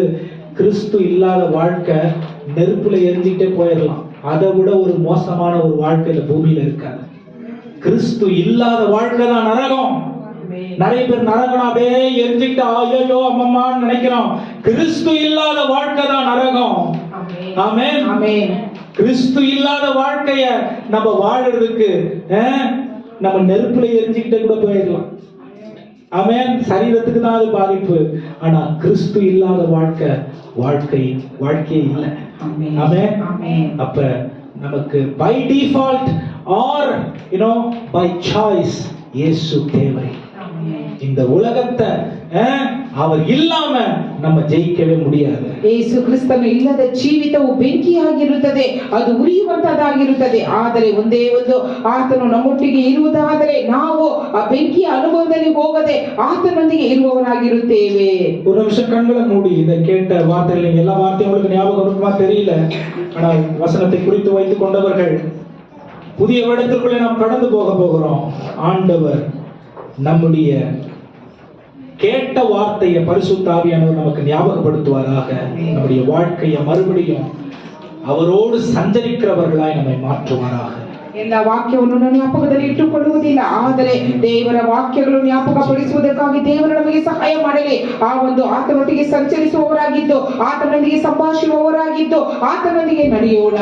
உலகம் 1000 வழிகளை காட்டும், வேதம் சொல்றது கிறிஸ்துவுக்குள் இருக்கிறவர்களுக்கு நித்திய ஜீவன் என்று. ಲೋಕದಲ್ಲಿ ಅನೇಕ ಮಾರ್ಗಗಳುಂಟು, ಆದರೆ ಕ್ರಿಸ್ತನಲ್ಲಿ ಇರುವುದಾದರೆ ಮಾತ್ರ ಅದು ಮಹಿಮೆಯಾದದ್ದು. வேற எந்த வழியில தான தர்மங்கள் ஆண்டவர் ஆண்டவருடைய இதயத்தை குளிர பண்ணாது. ನಾವು ಮಾಡುವ ரோமர் 1ஆம் அதிகாரத்துல இருந்து 3ஆம் அதிகாரம் வரைக்கும் வாசிச்சு பாருங்க, உங்களுக்கு தெரியும். தான தர்மங்கள் ஆண்டவர் நம்மள நம்முடைய பாவங்களை மன்னிக்காது. நாம் செய்கிற தியாகம் என்று நினைத்து செய்கிற காரியங்கள் தேவனுடைய பார்வைக்கு எப்படி இருக்கும் அவருடைய வருகையில தான் நமக்கு தெரியும். ஆனால் அவருடைய வார்த்தை அவரை மாதிரியாய் உலகத்தில் காண்பிக்கும்படிக்கு நமக்கு அவருடைய செய்கையை காண்பித்திருக்கிறார், கொடுத்திருக்கிறார். அந்த நற்கிரியை நம்முடைய வாழ்க்கையிலிருந்து நாம் காண்பிக்கும்படிக்கு இயேசுவை உலகத்திற்கு கொண்டு போகும்படி அதுக்கு முன்னாடி சர்ச்சில் இருக்கிற ஒவ்வொருவரும் இந்த இயேசுவினுடைய தன்மையை அறிந்து கொண்டு அதை வெளிப்படுத்தி வாழுகிற அந்த உணர்வை தேவன் நமக்கு ஒவ்வொருவருக்கும் கொடுக்கும்படிக்காக இந்த காலை வேளையிலே நாம் நம்முடைய இதயங்களை தாழ்த்தி ஒப்பு கொடுக்கலாம். நானே என்ன சொல்லக்கூடாது, நான் கரெக்டா இருக்கேன்னு, பரிசுத்தமா இருக்கேன்னு. பைபிள் சொல்லுது, கிரியையை வெளியில இருக்கிறவங்க பார்க்கணும். அதுதான் பவுல் சொல்றாரு. எகிப்து இந்த எபேசு பட்டணத்துல தினந்தோறும் பிரசங்கித்த பவுல் அதான் சொல்றாரு, சபை சீர் பொருந்தும்படிக்கு, விசுவாசிகள் பக்தி விருத்தி அடையும்படிக்கு. 4ஆம் அதிகாரம் 19ஆம் வசனத்திலிருந்து 11ஆம் வசனத்திலிருந்து அப்படியே வாசிச்சீங்கன்னா உங்களுக்கு தெரியும். அவர் சிலரை அப்போஸ்தலர்களாக, தீர்க்கதரிசிகளாக, மெய்ப்பனாக, சுவிசேஷகராக, போதகராக அவர் தெரிந்தெடுத்தார்.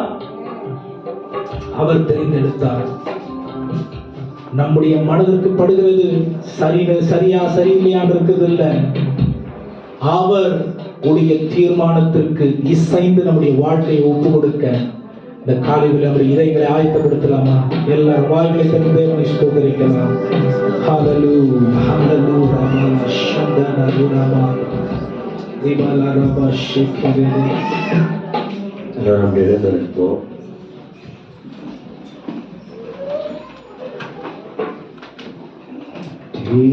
திருப்பாதம் நம்பி வந்து